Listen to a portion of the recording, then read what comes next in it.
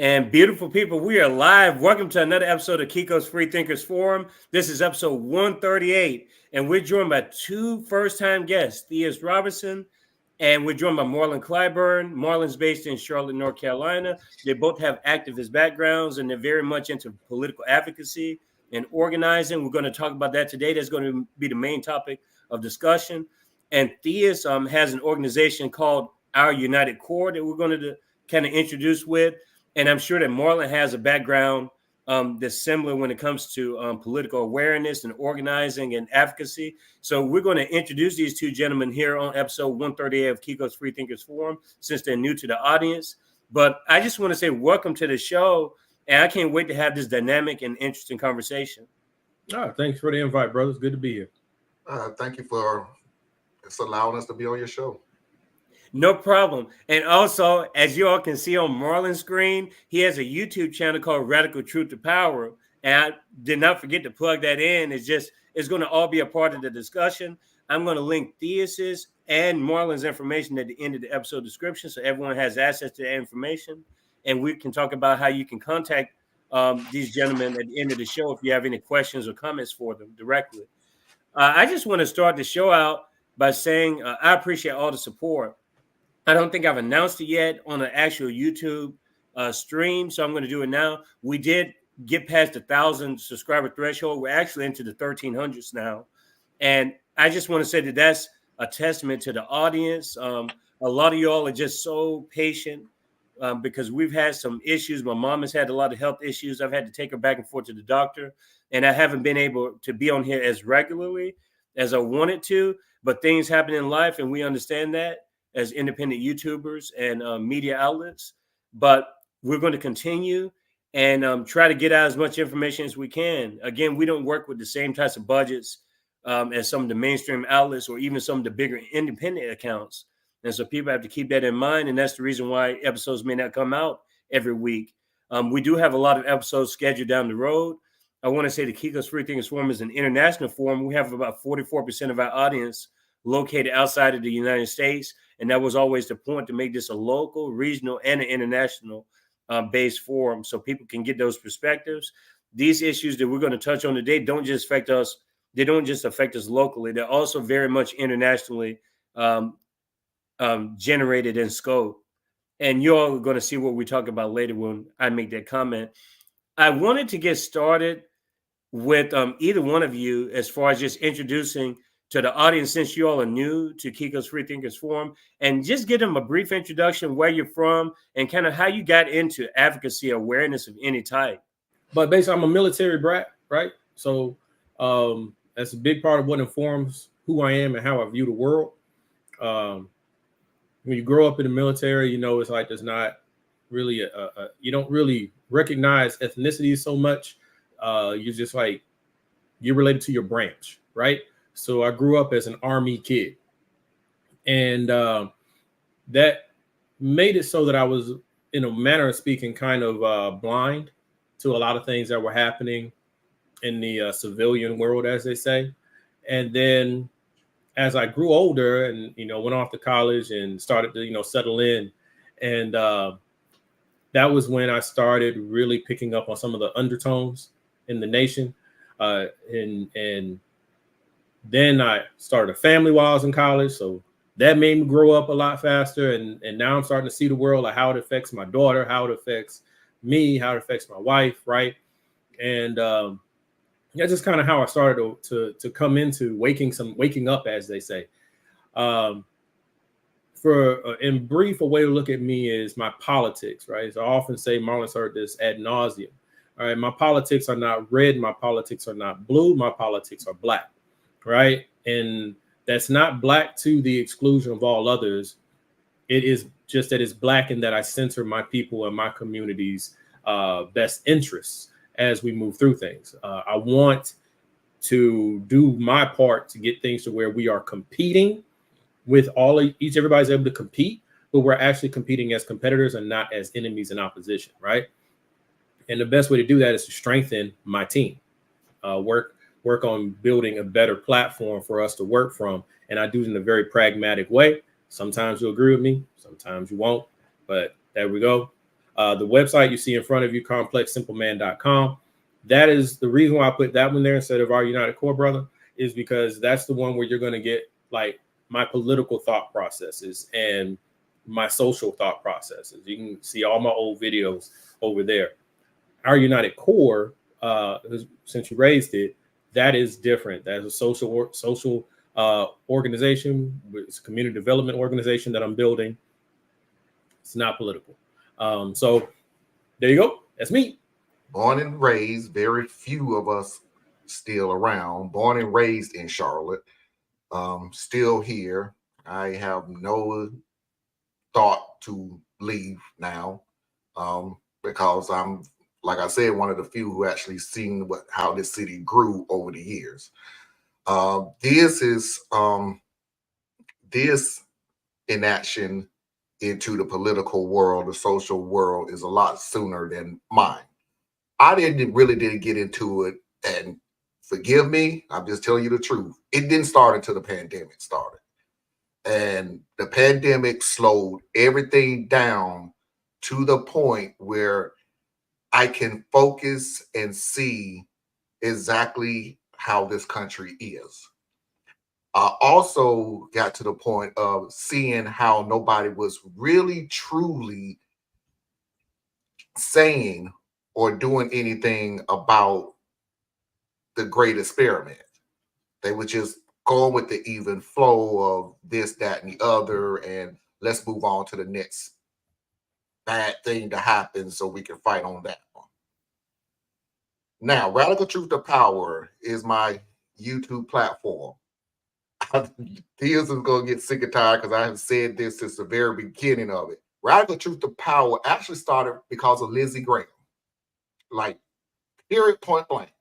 The behind story was Obama had a year and a half in his term, a year and a half left of his term. There was a Supreme Court seat up, and Lindsey Graham, on record, on television, so it wasn't hearsay or we had a meeting and he said, no, we have it on video of him saying, no, I do not think that Obama, who doesn't have but a year and a half, should have the right to pick the Supreme Court justice. I think that should be left to the next president. So none was picked. They asked, okay, so if a Republican president was in office with the same thing, would you say the exact same thing? And Lindsey Graham said, yes, I would. Fast forward into shorten the story, Trump got into office. Trump had about, there's a month left or something like that, a month left in office, and he still picked the next Supreme Court justice that was up. If we have this on video, and the minute that I said, okay, here we go, something's going to be said, and sure enough, nothing was ever said of it. We got a couple of clips, and we got a couple of this, that, and the other, but it's like, where's the outrage of this? This man just flat out lied. So I figured, you know what? I got a big mouth. I'll say something. And I did.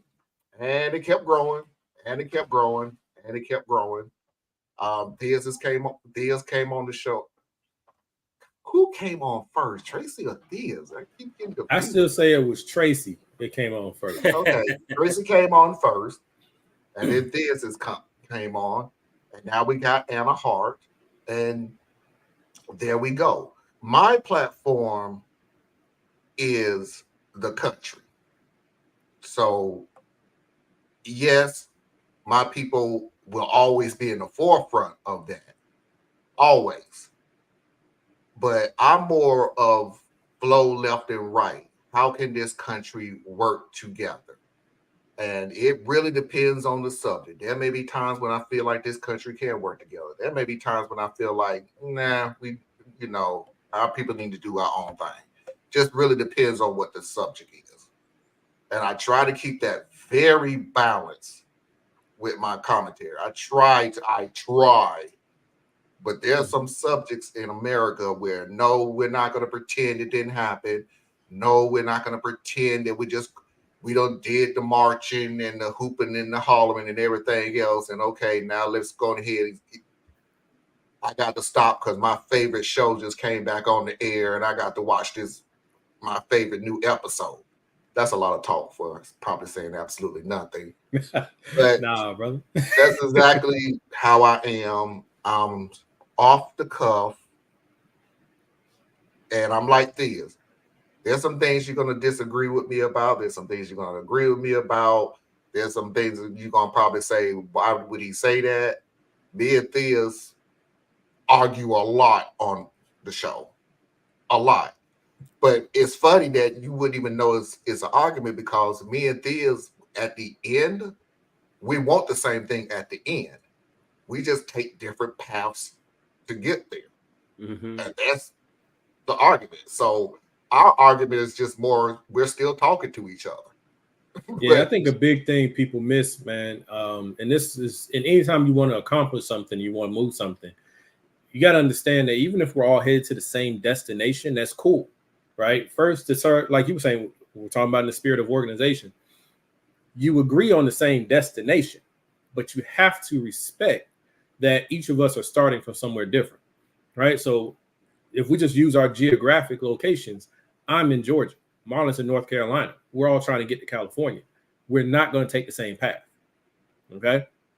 And then you have to understand, I'm driving, a motorcycle, he's driving a bus, right? So we're going to have different ways of getting there. And one of us might be more aggressive, one of us may be more laid back, and we might switch along the way, right? And that's super important, I think, when you're trying to build something, because if you go in there thinking we're going to have a hive mind, it's just not going to work, right? Because then you'll end up in a situation where you end up having a really strong personality, and you're looking for that strong personality. He shall lead us, and you get led astray, right? But at the same time, you have everybody with strong voices, and you spend so much time arguing amongst each other, you never get started. So, it's just understanding that those differences always exist, and being willing to devote the energy to navigate. And to be honest with you, I really would not even want to have a hive mind. I do not like the idea of another thing that happened during the pandemic is a lot of the birth of a lot of echo chambers. Oh yeah. Of people who just, this is the way, this is what we do. Ooh, yeah, I agree. This is the way we're going to do it, and everything else. Where, yeah, y'all all together and y'all agreeing on where you want to go and how you want to get there, and nobody in there is telling you, no, that's wrong. That's not. Don't turn around. Nope, don't go there. So the birth of the echo chamber during the pandemic, it was so strong that we are now 4 years removed from it. And you're so invested in it for so long that it's hard for you to even pull out of it now. For whatever the reason is, you still believe in it. You don't want to look like a fool. Yeah, I don't believe in what I used to believe in, but I don't have enough information on what the new thing is, because I've been in this echo chamber for so long. This is the only thing I know.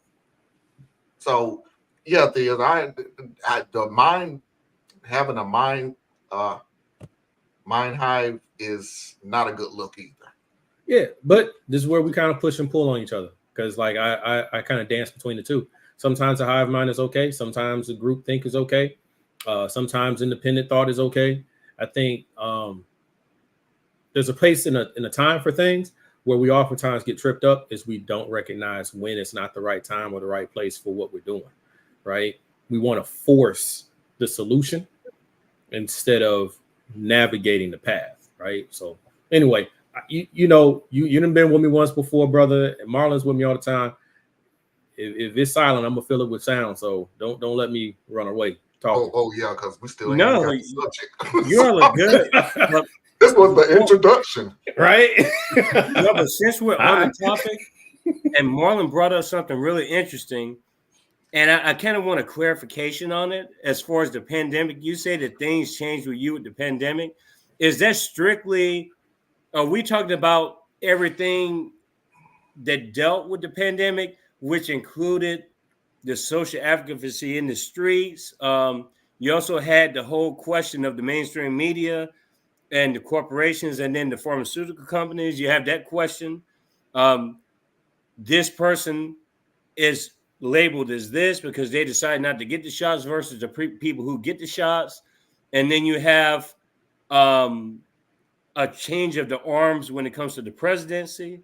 You have a lot of things going on in that particular time period. Is it just the pandemic itself, or is it just everything within that era? Or is that what you're referring to? No, I've said this before. The one thing that the pandemic has done, where people not going to agree with it, but it's true.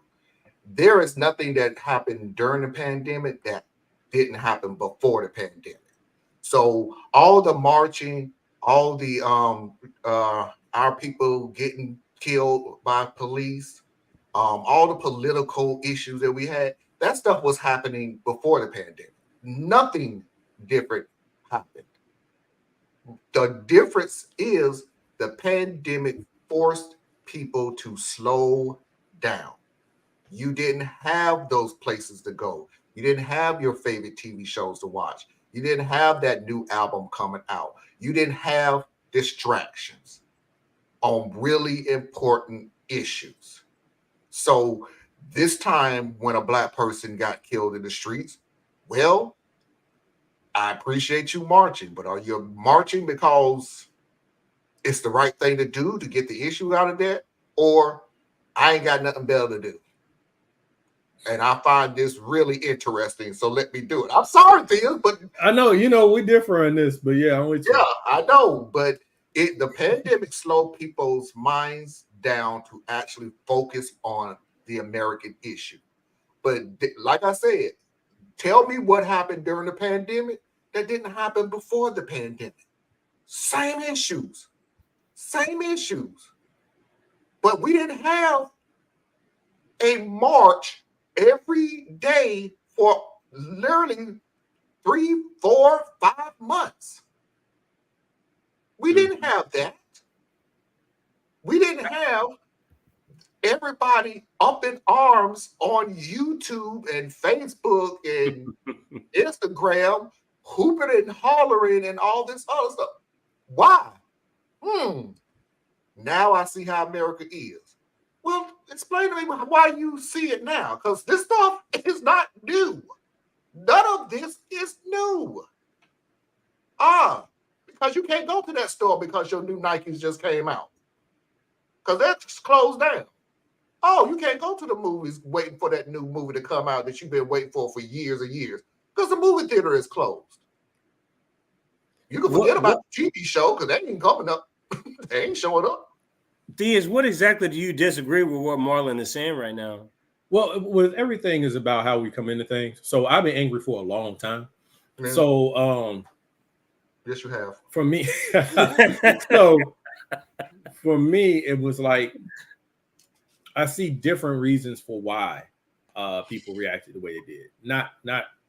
We're not differing on many of the outcomes, but it's like George Floyd being murdered. Yes, the COVID slowing things down really helped. But I'm looking at some of the factors behind that, really, that kind of drove it. Because the energy was mainly in the young people across all demographics. The demographics, right? So the young people, during that time, they were dealing with a really bad unemployment for young people specifically. So they had a lot more time to focus on their shared plight. See, before it was individuals suffering. And then when this happened, you can't afford school, you can't go to work so you can afford to go to school. You're at your mama's house, you burned out from doing that. I'm just talking about the young people at this point. Watching this man get murdered on TV did something. It just really did something. But it was building off of all the young men who had died beforehand, right? So Alton Sterling and Philando and all, they add into it. But as is normal with America, and this is bigger than the young people now, this is everybody, as is normal with the young people, America, period, we want to stay asleep. We don't want to look at it. Okay. That's one of the most tragic pieces of the American story, is that we don't like to look at things because it makes us uncomfortable. And when you are the big dog on the block, you don't have to be uncomfortable. So the race issue will bubble up, die down, bubble up, die down. I was screaming into the void. Hey, y'all, just because the murder isn't happening on TV right now doesn't mean the murders aren't still happening. Okay? Just because we're not hearing about the police officers taking advantage of the women that they take into custody doesn't mean that it's not happening right now. Right?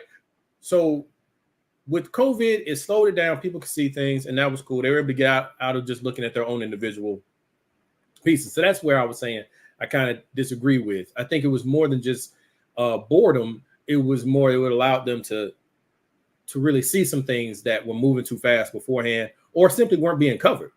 Right? It was like sweeps week, right? It was like Shark Week, right? It was like, hey, black people getting murdered on TV. And that's what we were doing for 3-4 months, right? Then they started talking about unemployment, and they started talking about nobody wants to work, and they started talking about, and see, once they started moving into these other things to fill the airwaves, more people started clicking because, okay, the racial thing wasn't my thing, but don't want to work. Man, I wish I had a job that let me work at home, right? Or the one where they're talking about the minimum wage, raising the minimum wage. That discussion only could happen because people were slowed down and they were dealing with the fact that you can't get your coffee and you can't get your whatever. So all those things came together. That's cool. Where I try to function is, but so what? Right? We are stuck in a constant state of outrage and mobilization. And people are obsessed with quick responses and quick solutions. One of the reasons I stopped doing much recording and everything is because I become disillusioned. Because when you ask me, well, how do we solve this? And I tell you there is no solution, there's a process, people tune out. Right? They want me to say, well, if you do this to the police, it'll fix it. If you do this to the politicians, it'll fix it. No, that's not reality, right? So I'm sitting here like, all right, well, how you bring these threads together? How do you actually build something that can last long enough that it's ready to mobilize when you need it, but it's always building and it's always planning and it's always adjusting, even when it seems like it's calm. And that's kind of how it was for me. So COVID was a bubble. It wasn't an experience. It was just a little. But wouldn't that be? Isn't that going to Marlon's point though? Because I think I may have even a stronger opinion about it than Marlon does. I definitely agree with what Marlon's saying. I don't believe that it was that organic. I don't believe that the protesting at its core was organic because I didn't think that it was sustainable to begin with because it was a reaction. And I think what you're saying is kind of going to the sentiment of reactivity as opposed to proactivity. We're very reactive to things once they're happening. Then we have a reaction to it instead of doing something that has a goal in mind. It's like we have a culture now where we're reacting to every news story, every soundbite, every event that happens. Somebody has an opinion about it. And in that particular instance with the summer protest of 2020, which honestly, there was no large legislation that was passed. Nope. Nothing was changed, which even confirms more of what I think we're talking about. It was a moment. You said it was a moment just then. How is that any different than what Marlon is saying? He could have worded it maybe differently. No. I mean, were these people ever really going? What were they actually protesting about? I guess is the question. To an extent, I'm in agreement with Marlon. Okay. Where I'm saying is I'm coming from a different scope or different level. Like he's looking at it more, I say at like 1,000 feet, and I'm at like 50,000, right? So I'm like, what do we do with that? I don't think that we should take away from how valid that was. Okay. The crime or the failing was not in the protests, right? Protests are the voice of the aggrieved. Okay. the organization that needs to be, and we need to focus on rebuilding some of them, right? Whether it be the church or the NAACP or 100 Black Men of Atlanta or Justice League, or name your organization or build your organization. Those things are always around, right? So what we ideally would have had was the protest was raising the volume. It was getting the energy up, right?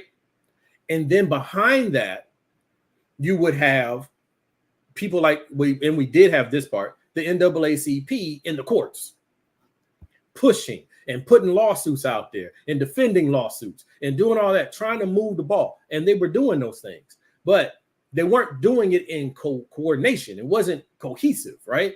So you had the people in the street making noise. Great. I need y'all to do that because I ain't going out there protesting because I'll probably do something stupid. But you got the people out there protesting. Great. That's how you execute your voice. Then you also need to have people in the courts doing this.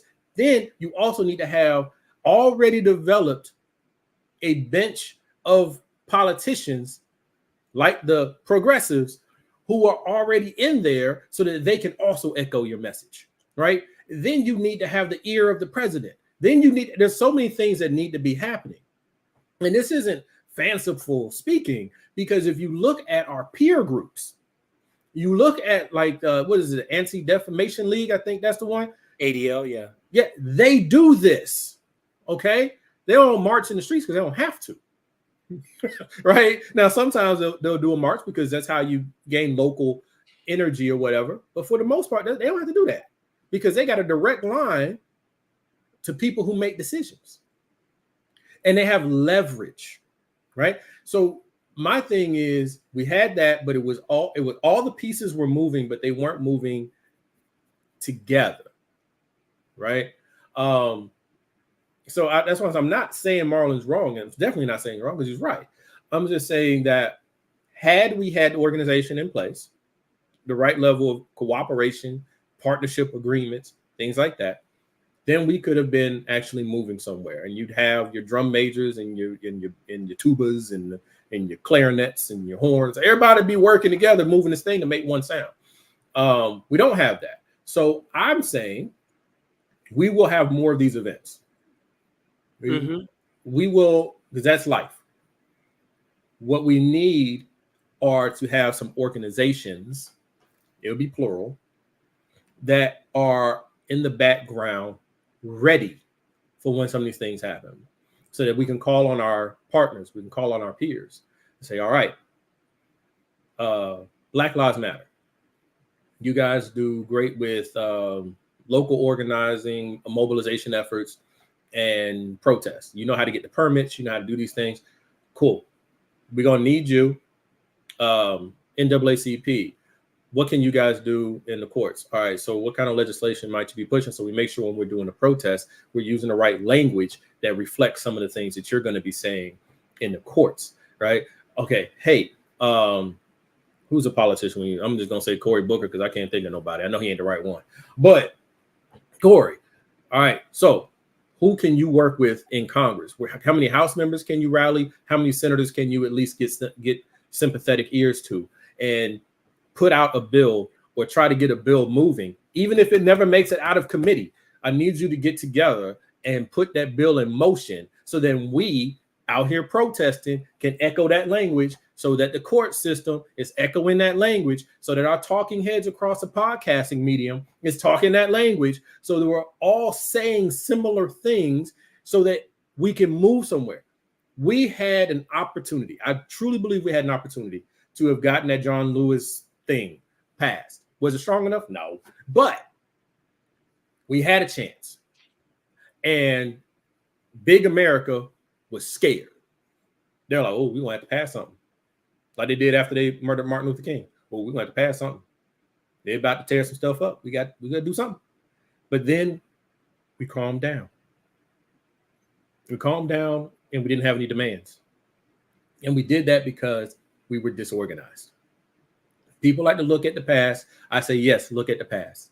And when you look at the past, we had what was called the Big Six. One of my heroes, Malcolm X, and another one of my heroes, Kwame Ture, They did not work with the Big Six. Okay. But if you listen to some of the things they used to talk about, they would let you know about the Big Six.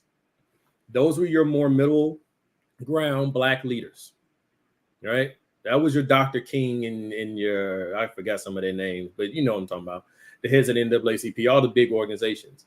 But they all used to work together. They would come and have meetings together. They would talk to each other. They would game plan together. They did not agree with each other, but they agreed on what they were trying to do. Right? That's where I'm saying we got to get to doing some of that. Right? And there's probably people doing it.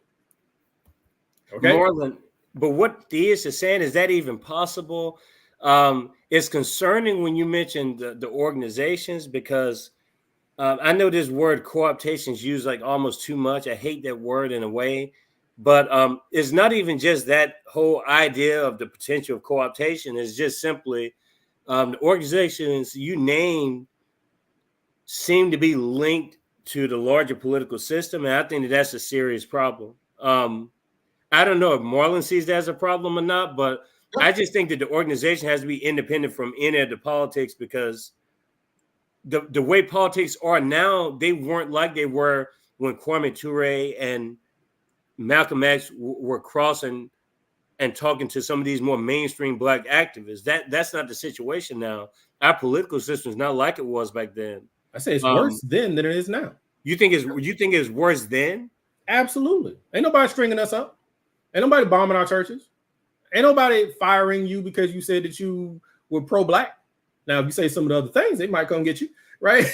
But we live in a time. I look at it like this. It's like if you ever trained as an athlete and you put on the heavy bag, right? And you go running because you're building resistance, right? And then you do that so that your muscles are strengthening for a heavier load. So that when you take this off, your muscles are like, whoa, I can go. Back in the 60s and 50s and 60s, they had a heavy bag on. Mm-hmm. Okay. At any time, Malcolm X's house was bombed. Martin Luther King's house was shot. Like, these things were real. Ed Medgar Evers shot, right? So it's like, now we do have some of that here, but it's not the same. It's not the same tenacity. It's coming, folks, but it's not the same. So I'm saying it was worse then. It was worse then. It was almost okay to have an all-white jury when you got a black defendant. Now they're gonna make some noise. You do that, right? So it's not good. It's just different. And I think that since we have less of the heavy bag on, we should be running harder. And where I think we kind of, I can move how you're talking. I can move that way. But the other part I'm saying is, instead of always starting over, take over what we have. If the church ain't doing what we need to do, those of you who believe in whatever the faith is that's in that church, then you go in that church and become more active in its leadership and start to change its mentality. And it will change with you because it's full of weak people. If you are mentally set for something like the NAACP, I worked with them for a little while, but I'm a little bit too aggressive for some of the things they were working on. So I ended up tapping out and trying to start my own organization. But if you're in that mindset, go work with them. Shift their mentality. Here in Atlanta, we got a young head of the NAACP, Gerald Griggs. The guy is dynamite, and he's done the work. He's been with the organization for years. Do I agree with all of his stuff? Nope. Right? But he's doing the work. So I'm saying, like, instead, and if we want to see how this actually works in reality, you look at the Tea Party. The Tea Party went after the Republican Party, tried to take it over. It wasn't successful. But they made major inroads and they shifted how the Republicans had to do some things. Then they morphed and they got them a new figurehead and they became MAGA. And now they run that party. They own that party. They are that party. Anyone who is of the older class, even if you're there on their terms. Democratic side, progressives go in. They call themselves progressives and they go in. Right? Following in the heels of a Bernie. Bernie had to go in on a sleeper mission. He went in as an independent who was in there and just slowly doing what he do. right? Then the progressives came behind him. They started to shift how the Democrats had to move. It was because of the energy of an AOC and the other people that came, because I'm not a progressive. So they went in there and it changed some of the conversation.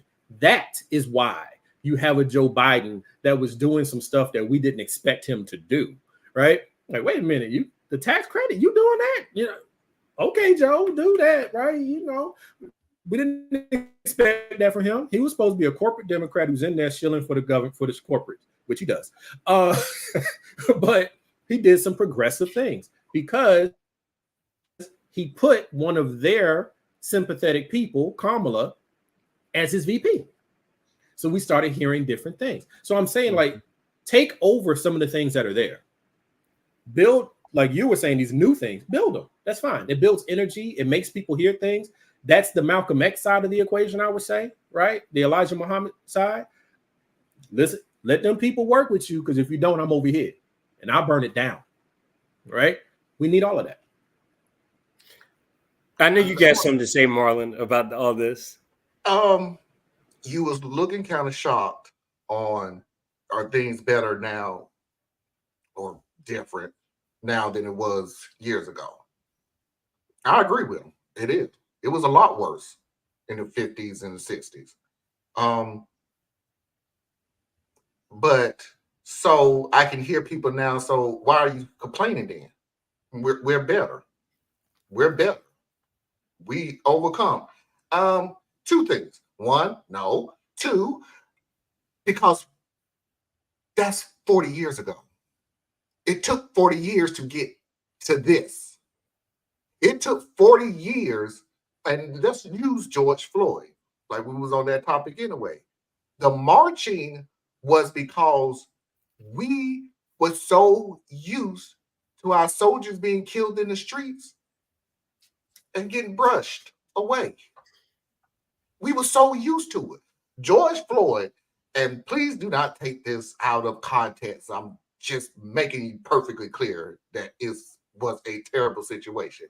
It was also the perfect storm. Mm-hmm. You could not have somebody who videotaped it from the beginning to the end. You could not have it where you had multiple witnesses. Mm-hmm. And you could not have it where it was instantaneously, we not going to take this stuff. Mm-hmm. Got to make sure I'm on somebody else's show, so I got to watch my mouth. No, you can here all no holds barred, whatever. I know, but the first hour of my show we don't allow. Cussing, we trying to do better, man. We trying to do better. Here is like the exact opposite. I try not to curse, but it comes out and it happens. So it was such a perfect storm that we had to make sure that this stuck. And this is going to get bad because this is one of our sticking points. But as soon as the verdict went out, as soon as that cop was found guilty, what's one of the videos that they showed over and over again? They see us now. They see us now. No, they don't. They don't. Because people thought the work was done.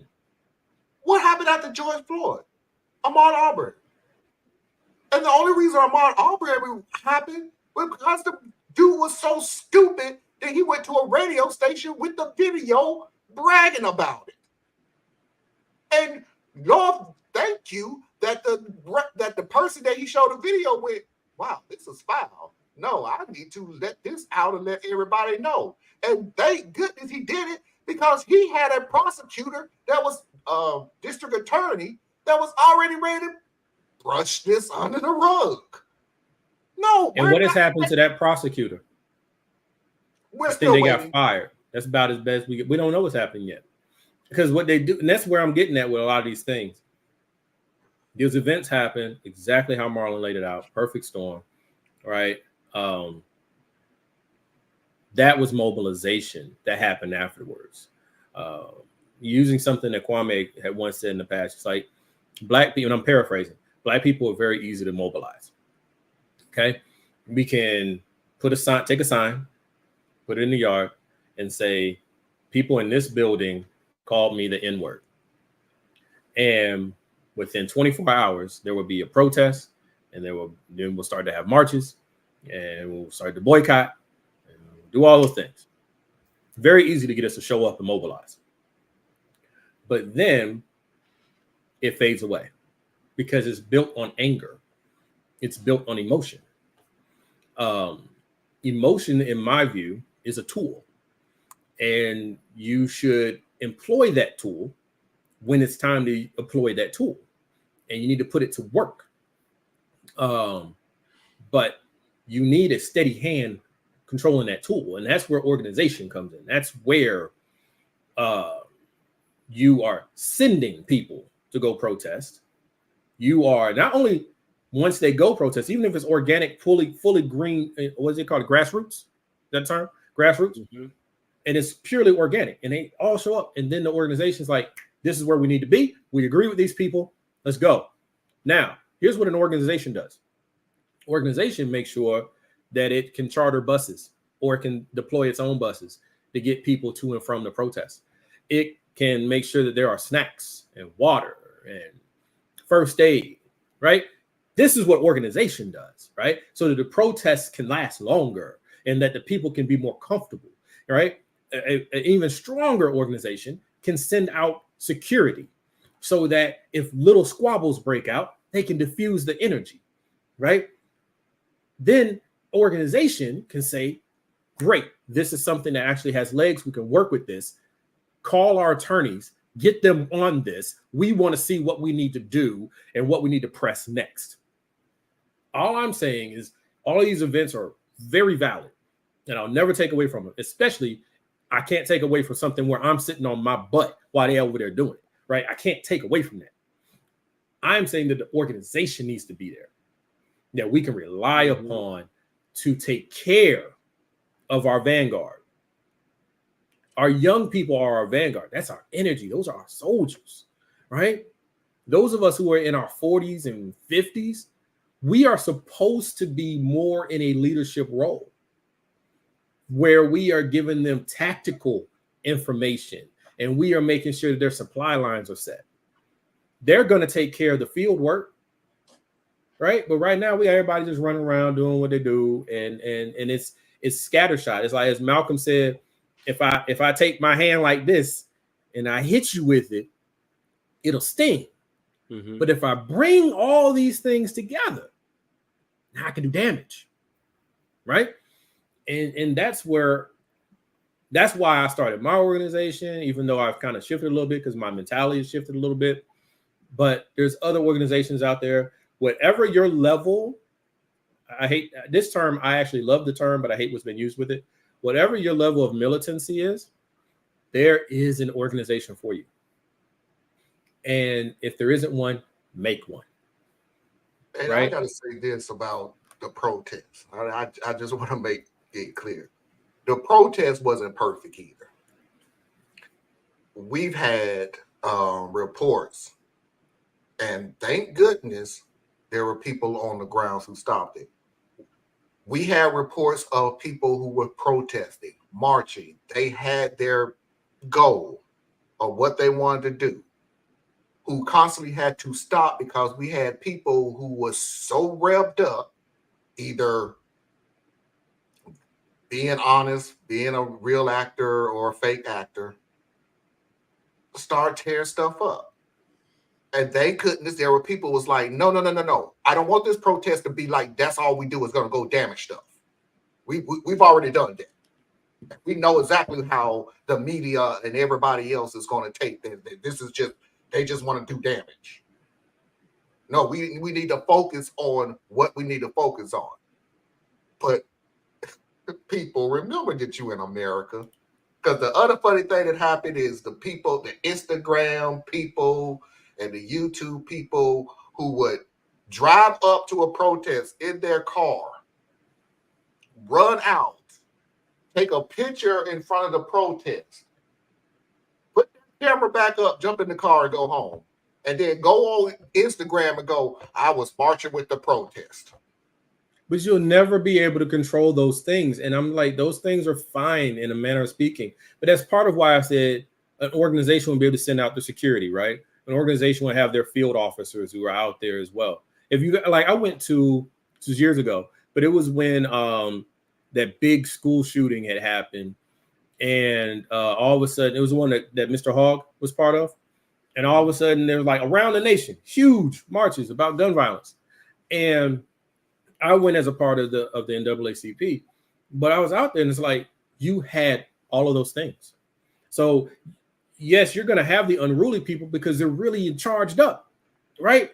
You know, and that's cool. And destroying things, you ain't never going to hear me say don't destroy nothing. That ain't me. You can say what you want to say about me, whatever, but I just believe that I can't control the voice of the aggrieved. So if they didn't got to the point where they're out there and they're breaking windows and doing all that stuff, that's what they're doing, right? Now you're going to be held accountable to the actions that you take. And so they come get you for it, then they come get you for it. But you did it because people never look at all the stuff that came before. They never do. It's like being in school where the kid keeps kicking the back of your chair and the teacher does nothing. But as soon as you turn around and not fire from them, now you the one getting suspended, right? It's the same thing. I'm looking at it like right now here in America. You have a lot of tension in the political atmosphere, a lot. And people being ignored and I'll do an even better one. One is more clear because I think it translates across the board. Sorry if I get too political on this part, brother. But Gaza, okay? I used to use this analogy for Iraq and Afghanistan. Now I can use it for Gaza. It's the same thing. You are a peaceful person. But you're under the oppression of a group that does not see you as an equal. Okay? In the case of Gaza, they're under literal apartheid. Mm-hmm. These people Israel controls Gaza's water. Everything. Okay? They decide how much water comes down the dad blasted pipe and have made it illegal for them to capture rainwater. So that's the kind of apartheid, oppressive state. They're in an open air prison. Mm-hmm. And periodically, to make sure they keep the rowdies under control, Israel would come in and they would round up what they would say were terrorist leaders, but really they were just going to get men of fighting age. And they would take them and arrest them, even though they're in a land that's not theirs, right? Mm-hmm. Then they had the Al-Aqsa Mosque and all these different things. And I'm not saying the Palestinians are blameless because it's a fight, right? Right? But then each time Israel would respond, and I remember watching even as a kid, they would be hit with a rock and Israel will come in with a tank. Mm-hmm. Okay? And each time you do that, you are creating your next wave of opposition. And so that's what I'm getting at, brother, was like what we were saying about how they're breaking stuff and burning stuff down. That's because no one paid attention to the times that they went to City Hall and said, hey, my baby shouldn't be breathing this bad air. Y'all need to come pick up the trash and stuff. And hey, I want a better school for my children. And hey, I want you to fix this pothole. And nobody listening to that. Hey, you took my son and locked him up. It was his first offense and you gave him 20 years. And you would have only given somebody else a year or maybe probation. Nobody's listening to that. Hey, how come they got into a fight and you expelled my son, but this kid over here, he gets in fights every month and he doesn't even get suspended? Nobody's listening to that. So it's all building up. And then as soon as something like this happens, you murdered this man on TV, mm-hmm. Right? Oh, look at these people looting mm-hmm. and burning up their own neighborhood. Part of that, we don't control our messaging. And I'm sorry, it was a weird pivot, but we're here now. We don't control our messaging. So that's another side of the organization side.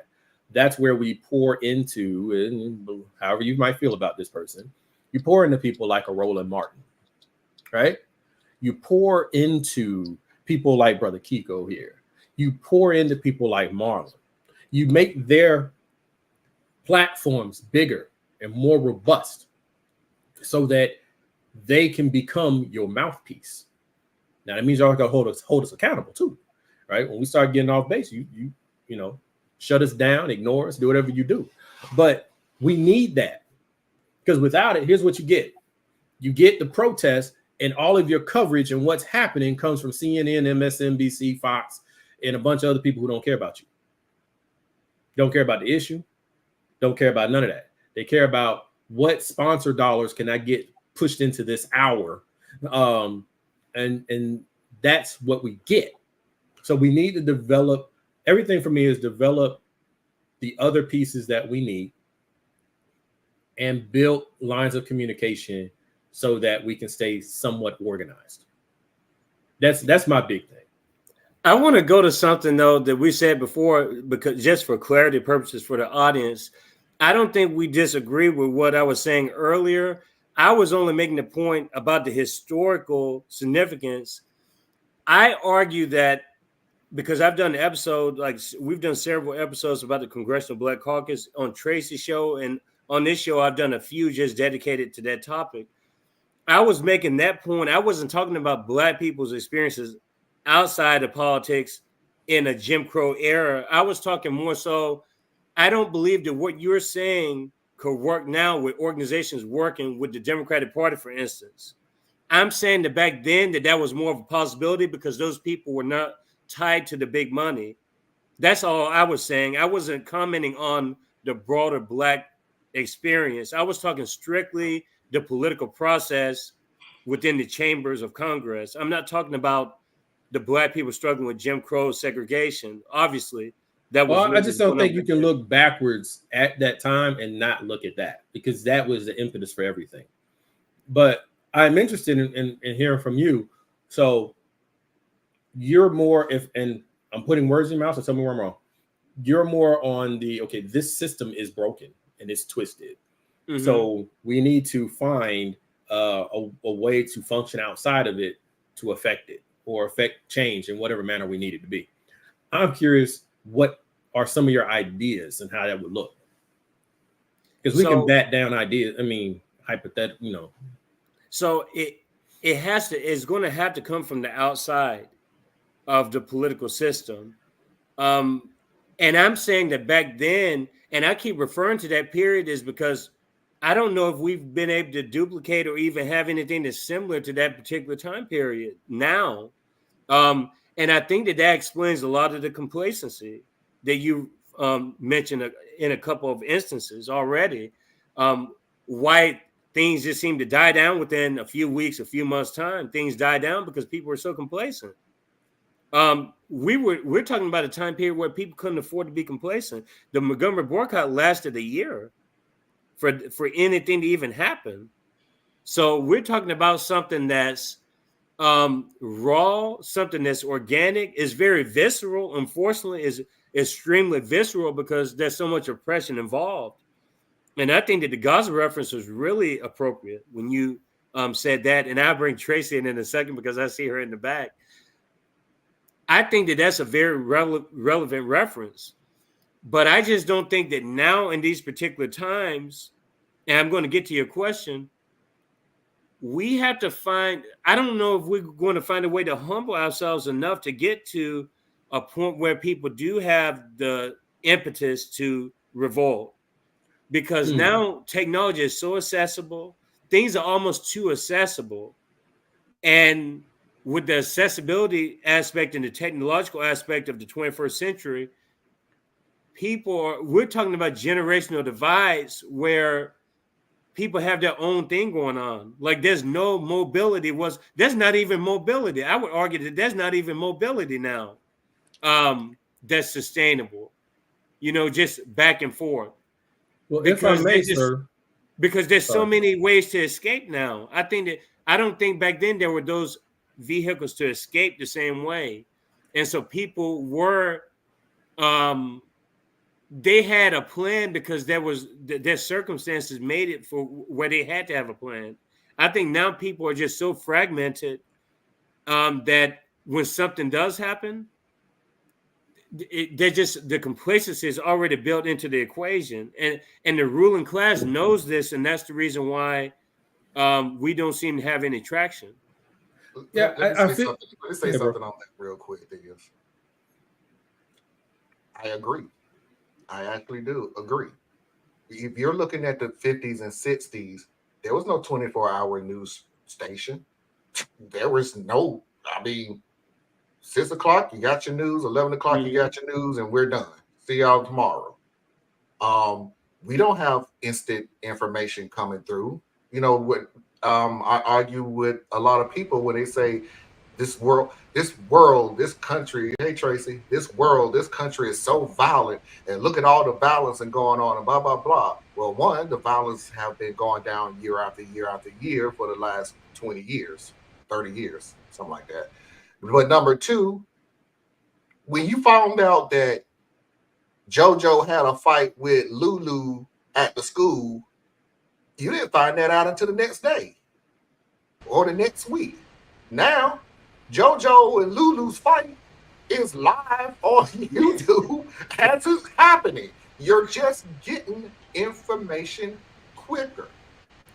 But and that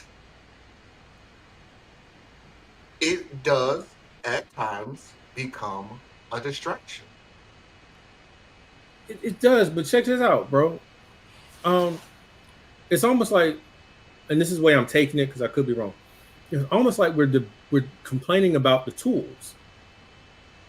Okay, we get information faster. We had the internet; they didn't have the internet. But you know what? That's been the story of humanity forever. They didn't have written records. Then they got written records. Then they didn't have newspapers. So they got newspapers. Then they didn't have newspapers. They had TV. That's how humanity moves. It's always going to get quicker.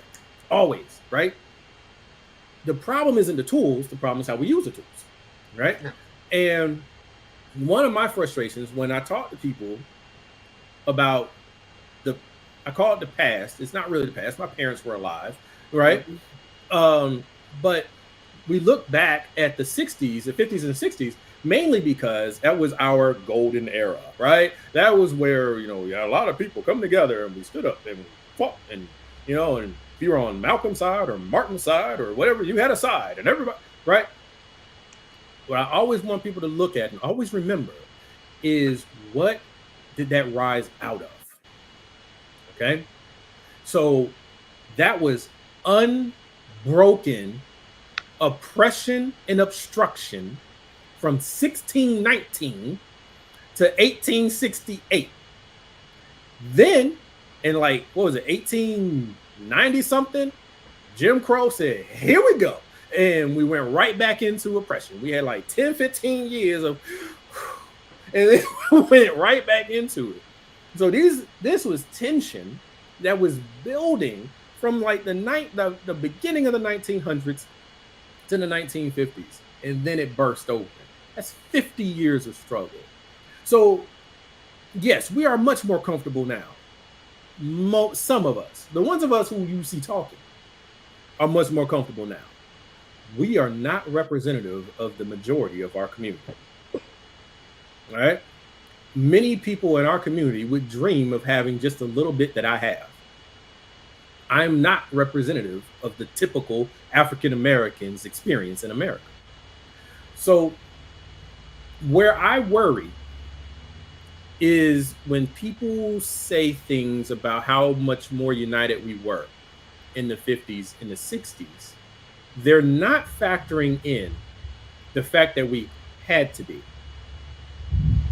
We were all in the same prison trying to break out. And it was 50, 60 years of that energy. We are now near the middle or earlier part of a new 50, 60 year, where that frustration has to grow more. It has to get there because some of us have allowed ourselves to believe we're more comfortable than we are. And when I see people present political positions, social positions that will hasten us into a more desperate era so that we can become more together, I find that foolish. Mm-hmm. You don't invite hard times so that you can overcome hard times, right? you take advantage of the fact that you have easier times. You don't have easy times. You have easier times, and you challenge yourself. Are you using the tools available to you to do something with that? And I say we're not. Okay, so I want to get Tracy into this and kind of keep it afloat because we've been talking about a lot of stuff before you came in, and it's good to see you, Miss Tracy Carson. The audience knows who you are, but for the people who don't know who Tracy is, she has a YouTube channel, Tracy Carson, Tracy Media LLC, and she has a lot of important guests on this show. And it's a YouTube channel, Political, and she's been on the show 3 previous times. And she's on here again with us for a 4th time. It's good to see you today. And I just wanted to kind of get your opinion on this. We've talked a little bit about the George Floyd protests before. We've talked about mobilizing. Is protesting effective? But I'm trying to get, I guess, at what Theus is saying is more so, is not me really. I haven't offered really an answer to what he posed earlier about what do we do about the process outside of the electoral politics system. How do we organize is basically, that's kind of the topic of discussion right now. But I'm questioning to what degree with the tools that we have, do we don't have control of those tools. I don't believe that we have control of those tools. The media companies have control of these tools. Like YouTube, for instance, is owned by Google. So to what extent do we own the tools, and to what extent do we have the control of the platforms that we have? Because if this thing gets bigger than what it is, Kiko's Free Thinkers Forum, Radical Truth to Power, Tracy Station, your station, if these stations get to a certain critical mass, I don't believe that. I think that they're going to be treated very differently than some of the more open mainstream platforms that are corporate. They're not going to be treated the same way. We're going to be under condemnation. We've already been under condemnation because there have been channels that I followed that have been closed last week because they got too influential. So to a certain degree, we don't have the control. And I'm kind of getting this question thrown into Tracy, but also questioning how much have we overcome since the 50s and the 60s? Like, where are we at now as a people, 2024? And I'll let Tracy kind of take from there, like her opinion. Wow. Okay. Give me the hard question. That's okay. Oh, no, I'm sorry. What is this? My 18,454 time being on your form? And you give me this? Okay. There's a lot of thoughts I have on this. And hello, everybody. I don't think we've overcome. We definitely haven't overcome. We've made progress. We inch closer, but we haven't overcome. And then as a person of faith, I think, are we supposed to overcome? My answer would be no. Because we always are presented with a challenge of things aren't supposed to always be good, right? They aren't supposed to be sunshine and rays. I remember something I read in the Bible where Jesus said, in this life, you will have trouble. You're going to have trouble. That's called life.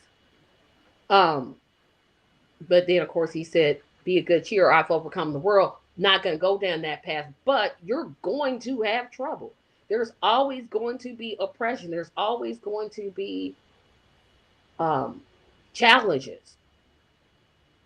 Our response to that is where I have the question, because we're so comfortable in thinking we've overcome. And we haven't. Every time I hear about a Black person getting shot, I am reminded we have not overcome. We have not overcome when I see politicians taking money from APAC and taking money from this dark money pack and this. We haven't overcome. And so that leads me to think 2 questions. One, I know that we're not ever going to overcome, but in a sense, I also think, do we really want to overcome?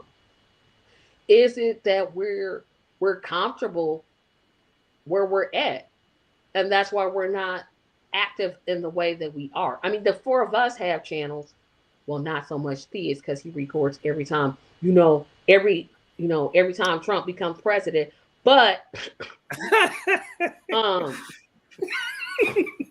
I don't know.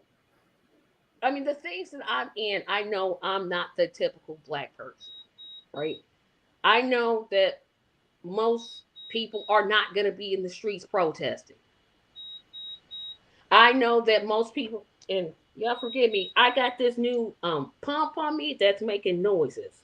No, I thought you just had you one of them classic beepers, you know what I'm saying? No, I got this is my insulin pump. So now this gives me insulin on a consistent basis instead of me going and injecting myself. So it's let me know I'm a little low, so I might have to streak up and go. But we haven't overcome. Ultimately, as a person of faith, I don't believe we're ever going to overcome.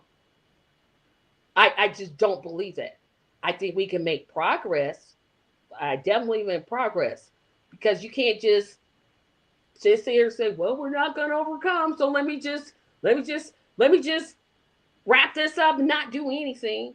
That's not something that I believe. But I also believe that, again, life it's going to be hard. It's going to be challenges. It's going to be oppression. It's going to be something. But I can't not make the effort. I can't not see people having no health care and me just be okay with it. I can't not see people not having access to not only health care, but living wages and no access to food and me just not say anything. So yes, do I think that there are issues that come up? Yes. But I don't know if I'm saying it's there to make me act. Maybe that's what I'm saying. But I know that with all the issues we have, I just can't sit back and not say anything about them and not try to make some type of difference. I hope that made sense. No, I actually want to segue, and then I'm going to get Marlon Theus's response because you just brought something up, and that's what I'm thinking about. Just the mindset now of just like a person who votes, for instance. We're going to talk about people who strictly vote. Why is it that these people, and they could be very critical of their government, in this particular time that we live in, you have health issues. I got people in my family that have some serious health issues, and I'm sure that you all know people that have health issues too. These same people are okay with not holding their politicians to a high standard, but these politicians are telling you that we're not going to give you the quality health that we have in Congress. But people that are voting are they just blind that what you're fighting for is not what they're willing to give you, even though they're enjoying the benefits of that health care? And no one even questions it? And they keep voting for them. This is what I don't understand that mentality. That's kind of what I'm getting at. Why are people like that now? You voting against, you literally, when you vote within the duopoly, you're literally voting against your own interests. If you say you care about reparations, health care, climate change, and you vote for somebody that's not for it, do you really care about it? I'm not for me, I'm only talking about me. Mm-hmm. If you are not for Medicare for all, I don't care if you're the dog walker, the mayor, the governor, the senator. If you're against Medicare for all, I will not vote for you. Period. It's a period. I don't want to hear anything else. Because you're sitting here getting all this health care that my money paid for, but you're saying that I don't deserve it because big insurance is paying you money to do that. Really? Really? No, I'm not going to do it. But people do it all the time. They're like, well, it's not important. Yes, it is. Your insurance premium, it's going to go up. If you get your employee-based insurance, your premium is going to go up. Period. It's going to go up. You can't do a lickety thing about it. You going to buy your healthcare with healthcare.gov? I guess it's cheaper. It's not really for me. It's like $475 if I just went out and bought my own. Well, one, let's not say, I'll say it this way. Most people are not going to be sitting here comparing healthcare plans. They're just not. They're not going to do it. They're going to just buy whatever's the cheapest. So let's just assume you buy what the cheapest is. Does that give you the care that you need? So for me, it's Medicare for all or it's nothing. Like, I'm not gonna, that's me. Some people feel that way about reparations, which I feel that way about reparations. If you aren't for reparations, I'm not voting for you. I don't care. But that's what I'm saying. I was just giving that as an example, but you could add any pile of issues onto that student debt or anything. I was just using that as an example. That why do people have the mentality when they're not even correlating with the principles, the initial principles? We're not even talking about all the other issues down, like the 20 other issues they don't give you. I'm just talking about one simple issue like healthcare. Like, why do people continue to do this over and over? And or Gaza. I'm against genocide. That's what I mean. Like, what? Huh? That's what I mean. Any issue, like all this stuff is tied together. But I'm just saying, we're just sticking to one issue. I'm not even talking about Gaza and everything else. I'm just talking about one thing. People literally, I said it before and I say it again, and I'm about to plug my own channel. This is why I'm having the Defeat the Duopoly Award Show December the 14th. Yes, I'm promoting my own podcast on another person's podcast. That's just how I am. Because when you vote for this system, most of the platforms that most people support, third-party candidates have them. That's just, they support healthcare. Like, overwhelmingly 70 to 85% of people support free healthcare for everybody. Kamala Harris does not support free healthcare for everybody. Ted Cruz does not support healthcare for everybody. 67% of Republicans support free healthcare for everybody. You know good and well Trump doesn't support healthcare for everybody. He has a concept of a plan. I don't even know what that means. If that's your issue, this is what I ask people. Pick your issue and ask yourself, am I voting for somebody that supports that issue? If your answer is no, you don't need to be voting for them. Now, I'm not one to tell you who to vote for, but I think everybody knows clearly who it is I support. I can't see myself like purposely saying, you know what? I'm going to vote for that Kamala Harris or Donald Trump. For what reason? I know the audience. I'm sure that the audience know where most of us stand politically, but I want to get Theus and Marlon first, and then Theus, as far as your reaction to anything that Tracy said or anything that I said. Welcome to America. Unfortunately. You can have a certain topic, a certain stance on what you want, and one or two things is going to happen when it comes to time to vote. Either the candidate ain't going to do jack squat about what your issue is, but can fill in the gaps on a lot of the other things you have an issue with, or don't vote. But you can't have the status quo of, and I'm not jumping on Tracy, I'm just saying it to say it. Hey, it's people jump on me all the time. And Tracy used to be jumping on her in a way, so she's used to it. But, I'm used to it. Go ahead. But the deal is, there will never, ever, and we're on 47 now, 47 president, we will never, ever get your perfect candidate for whatever office you want. It's not going to happen. There was who? I said, I said I had to dip out for a second because my blood sugar is getting low. But there's no such thing as a perfect candidate. Never, ever. Even the candidate I'm supporting ain't perfect. First of all, he ain't Jesus. period, point blank. And even if he was running, people Jesus like, well, ain't doing it either. What? Yeah, he ain't good enough. He not radical enough. And so there's no perfect candidate. We don't want He's perfect. very, very preachy. Yeah, he preach.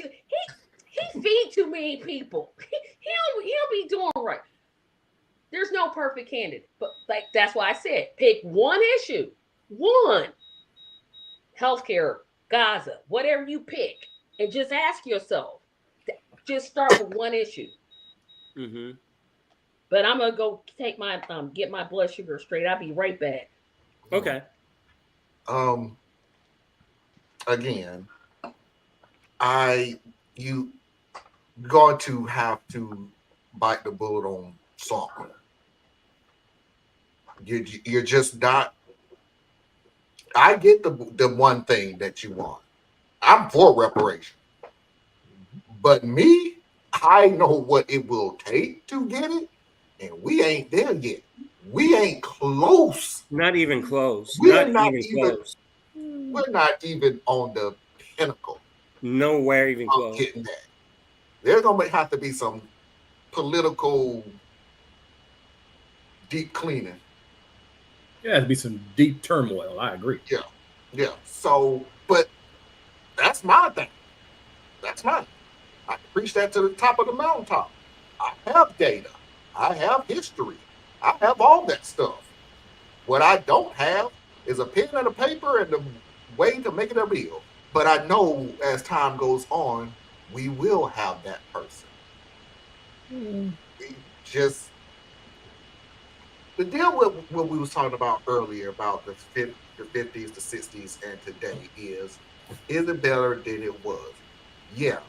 What we really got to realize, everybody, is that it was a trickle effect. Reagan was only right on that trickle effect one time, and it was history for the Black community.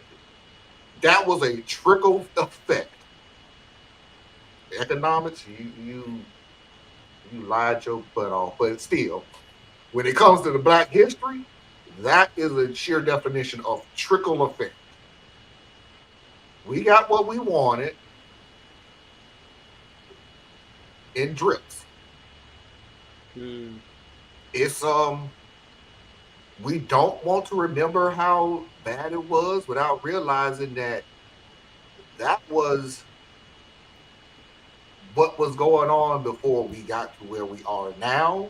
Those were warriors who was fighting, and just look at it this way: I'm not gonna say every parent, every good parent out there, okay? Every good parent out there wants your child to be better than you were growing up. Mm-hmm. You want them to have goals and achieve them goals and not have to go through any of the stuff that you had to go through and having to go through now. You want them. That's the 50s and 60s. We're fighting our butt off so you ain't got to deal with this when you get older. And your grandchildren ain't got to deal with this when they get older. And your great-grandchildren ain't got to deal with this when they get older. Going back to what Theus is saying, we're at a part of history in this election where we all know what Make America Great Again meant. It was, hey, let's go back to the 50s and 60s. Now we have to deal with Project 2025, which is guaranteed to take us back to the 50s and 60s and stick us there to the point where we don't have a way to get back out of it. Even after we figure out it's the worst thing that ever happened. No, they're not trying to make us go back to the 50s and 60s. They're trying to make sure that we stay in the 50s and 60s for as long as they possibly can. Okay. I'm gonna let Theus talk, and then I got to respond to what you just said. Like, man, y'all through so much stuff, man. It's hard. It's hard, man. I'm gonna miss so many things I would really want to just counterpunch and go at. But I'm gonna run through some slogans real quick. Wants are wishes. You can want whatever you want. It's a wish. 2, reality is where you are, not where you want to be. One constant we can't control is time.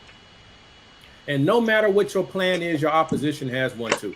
See, one of my frustrations in a lot of this is lazy thinking, lazy wish fulfillment. We live in the time that we live in, right? Life don't get out the way because you want it to be different. So, one of the things that's brought up, why do people vote for Democrats and Republicans? Okay. There's a lot of different reasons, a whole lot of different reasons. Well, actually, one thing I'm back before all that. We throw around this word "we" a whole lot. Who is we? Because we changes based on what you're talking about. Talking about the black community, that's one we, right? Why do black people vote the way they do? That's one we. Why do working class Americans vote the way that we do? It's a different question. All right. Tracy was saying she lists some of the things that are important to her. I call it universal health care. She calls it Medicare for all. Essentially the same thing. Some differences. But that's up here with her. And then I don't know if you put them in any particular order because they're all heavy things. But then it's also the Gaza, which is really Gaza is more of a stand-in for how you treat people, right? Standing up for the aggrieved and the vulnerable. Okay. You can be a single issue voter. And I call that lazy vote. Mm-hmm. Because everything comes in a package. Everything. Even if you were to get a different, party in power, it comes with a package. And you're not going to agree with every piece of that package. And you're not going to get everything that you do agree with on that package.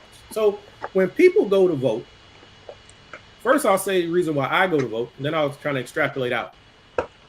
I go to vote based on various issues and positioning that I find important.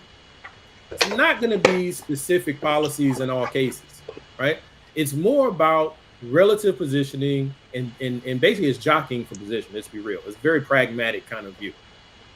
If you've heard any of my talk before, you've heard me mention the bus. I use the analogy of you got the Republicans are driving the bus, and you got the Democrats driving the bus. Republicans are driving the bus, and the bus driver is heading towards a wall. He's doing 80 miles an hour with his eyes closed. He don't care. High speed, going to the wall. Everybody die. Democrat, also high speed, headed to the wall, but he's doing it at 60. Okay? What's the difference there? They're both tragic ends to this story. The difference is the person going at 80 miles an hour with their eyes closed, they don't care who they hit, who they hurt, what they kill on the way. They'll run over cars, they'll run over children, they'll run over dogs and cats. They don't care. And the impact will be greater to you and those you love when it happens. Democratic Party, also not your friends, also tragic end. But because they're doing it at 60, one, you have a chance to survive when it does hit the wall. Two, you can start to prepare. Okay, can we get the emergency exit open?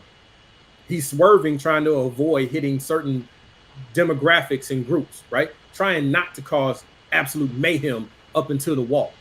So you still are dealing with two bad situations, but what really matters to you as a person, to me, it matters that the slower speed means I have some time to try to organize with my people, try to work with the people that I can work with so that we can decide, okay, how do we cushion for impact? How do we brace? Do we hunker down behind the seat together so we pack in the space so when the impact happens, we kind of share the force so more of us survive? Do we get that door open in the back and we tuck and roll and hopefully all of us don't die going out the back of the bus? These are things that matter to me. So that's why, I'm not a Democrat. I vote Democratic from a positional standpoint. I know, but I have to get a clarification from that. I know you're using an analogy, but you have to explain to the audience. You keep saying 60 miles versus 80 miles. why is the Democratic side given the benefit of the doubt? What makes them a lesser evil? I guess like that would be my question. Very easy. That's very easy. Only one party is targeting vulnerable populations specifically in the most inhumane and what's the term when you they're not even people anymore, right? That's one party. Dehumanizing. There's only one party doing that. There's only one party that's saying we are going to forcibly round up immigrants in a bloody roundup. Their words, not mine. And deport them. Pause. Think what that looks like. But you're talking rhetoric. You're talking rhetoric. No, I'm not talking rhetoric. I am not talking rhetoric. I'm talking policy because we've already had that party in office and we watched them separate children and lose them, right? Mm-hmm. And not even worry about it. They were saying that's part of the deterrent. Okay? So it's not just rhetoric. It is real. I know, but it's hypocritical in the sense that you're right, the Republican Party did do this, but George W. Bush created the Border Patrol, he created ICE, he created but he's supporting the other side. So like how does that look? Like he's supporting and his surrogates, they're supporting Kamala Harris. Because that is more of a political stance. Yes. So that's what I'm saying. You have to remember one thing that the Republican Party also did too. They attacked the Capitol because they lost. There's no president on the face of the planet who would ever thought. Here we go with Jan 6. That's what's funny to me. That's what's funny to me. And this is where we're going to become a little bit more oppositional because I get the sentiment that oftentimes you're conveying, right? We're dealing with two bad actors. Yes. Cool. What is your alternative? What do you do when you say, you know what? They're both bad. They're both two wings of the same bird. That's one of the most inane statements. Anyway, they're two wings of the same bird. So okay, that cool. doesn't make sense. No, but they're two sides of the same coin. Okay, and what does that mean? What does that mean? That means that's the currency of the land. So when you tell me without building an infrastructure, without building an organization, without having your own bus, you don't even have a bus to put me in. Can I jump in here? Okay. Wait a minute. You don't have a bus. Okay. I'm just saying you might have the better alternative in the long run. Put it together. Put it together. See, you can tell someone, you can give someone all the facts and all the knowledge and all the information, right? To let them know what their real circumstances are and all of these things. But if those bad circumstances are what feeds their family and you can't offer them no food, what have you done for them? Now, go ahead, Tracy. Okay, I'm gonna have to just be Debbie the Downer, disagree with just about everything you just said. Here comes my contention. I'm gonna use, even though I'm not in this party anymore, I'm gonna use the Green Party and Jill Stein's campaign as my example. You were in that party just a couple months ago. I was in that party a couple months ago. Yes, I was. Go ahead, Tracy. I don't know what the point of that statement was, but I'm going to continue with what I'm saying. Let me make this real quick. When AOC came out and made her criticism, the same criticism you just made, she doesn't have a bus. You know what getting that bus takes? It takes money. Yes. It takes money to compare a two-party system that takes dark money, PAC money, raises billions, not millions, billions of dollars. Uses the courts to keep you off the ballot. Go ahead. To compare that to a grassroots party, like the Green Party is. The Green Party is definitely grassroots. They ain't grassroots. They grassroots. They've been around too long to call them grassroots. But go ahead. Cornel West, I say, is grassroots. He's new. He's an upstart, and he's pulling from whatever he's pulling from. But that's grassroots. I'm gonna say the Green Party is grassroots. Okay, because when I asked them about the Black agenda, all they could tell me is about gay folks, PSL, which is important to me, but it's not the only group. And that's why I'm not with the Green Party. You just said it. Just saying. But you could put libertarian there not because they're on all 50 state ballots. But to compare that, because in my opinion, Green Party is grassroots. Okay. They do that. Oh, let's put it like this: they don't have the money that the DNC has. Nope. Kamala, because y'all get real funny about how her name is. No, her name is Kamala. You said it first. No, because I'm making a comment. Some of y'all get real funny about how her name is pronounced, so I got to make sure I get it right. Because if I called you Tracy, you wouldn't like it. You get mad when people misspell your name. So how dare you be concerned about your name and not someone else's? And again, to compare those two, to take the $500 million that Kamala has raised and still keeps asking for and you money. said it again. You said it wrong on purpose. No, I did. I said, okay. But I understand. Miss Harris, whatever. Let's not get caught up on Kamala Harris. Keep moving. What's your point? She's not even worth the time, honestly.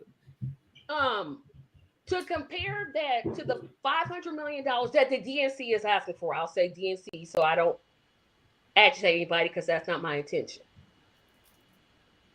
To take that and expect the Green Party to be at that level is unfair. I agree. Unfair to say that. And for all the AOCs and saying you haven't built a party, I would say this: people like her that have power and don't use it is where my problem lies. Well, there's an argument to that. So you're gonna come out here and criticize the Green Party for not building. I said this: yes, the Green Party shows up every 4 years because that's all the Green Party can afford to do. The Green Party holds offices in city councils, state offices, and just because we don't see it doesn't mean they're not building. Not saying that. No, I'm saying this is what the DNC is trying to. No, I copy that, but I'm just saying, Green Party's been around for 40 years. They're a real party. They are a real party. Well, I'm saying to compare the two, they don't have the resources that the Democratic Party has. Period. They don't have the resources. It takes money to get the bus. It takes money to be on TV. It takes money to travel.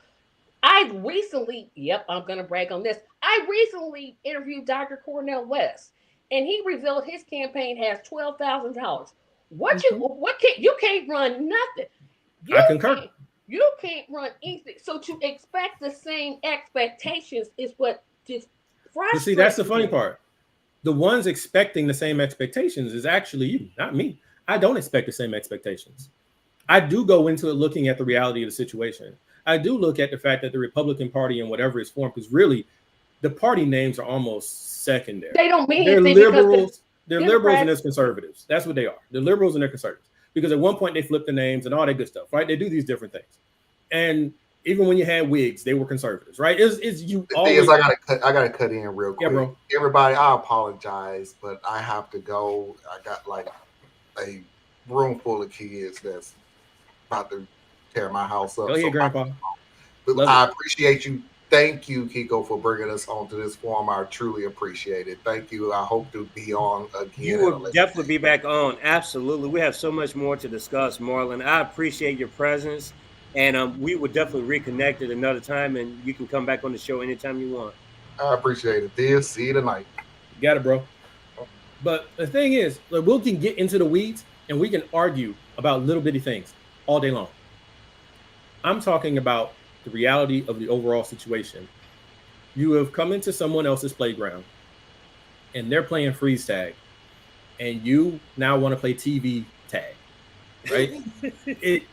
It's you can't expect them to just say, "Hey, newcomer, come on in." That's not how it works. You come in understanding, one, it's a fight. Politics does two things. Politics is how you allocate resources, and politics is war without bloodshed. That's what that is. I agree with that.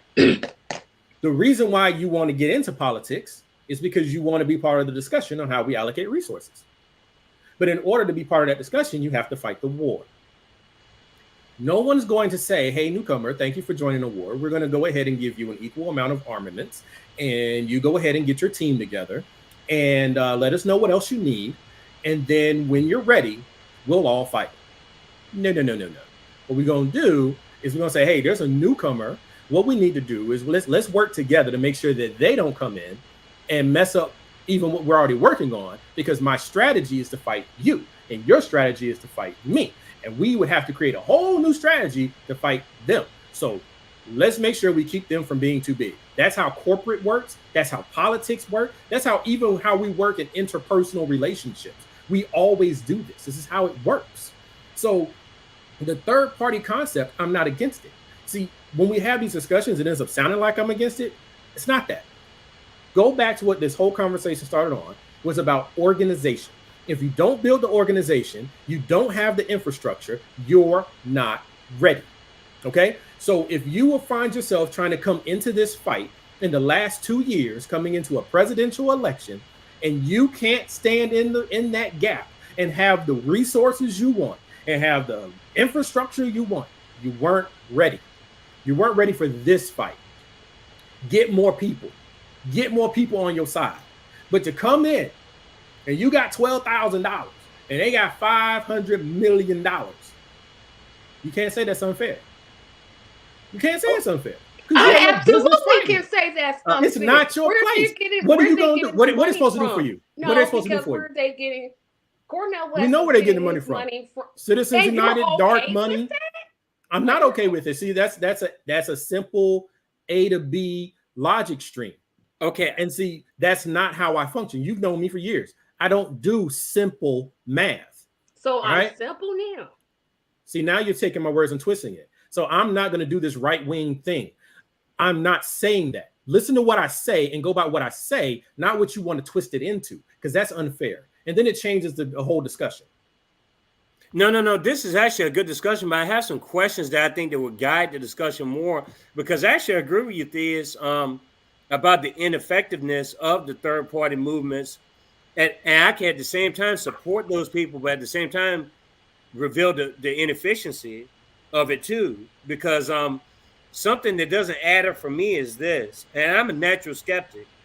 My question for both of you is, why haven't third parties and independents grown since an earlier time? Because we talked about the 50s and the 60s. Third parties back then had way more of a presence than they do now. So the question is, how have we reverted as opposed to progressed when it comes to that? I literally said the answer. Oh, you go ahead. I don't think it's a reversion. It's a matter of one side is working hard constantly and the other side is not working with the same diligence. So you have to, if you want to change the game, you can't play the same game, right? So let's go with the 60s as like our check. Well, actually 1968. So 1970 as our starting point. So that's been what? 1970 was what, 40? How many? Do some math. 30, 55 years almost. Okay. So in those 55 years, what have they been doing?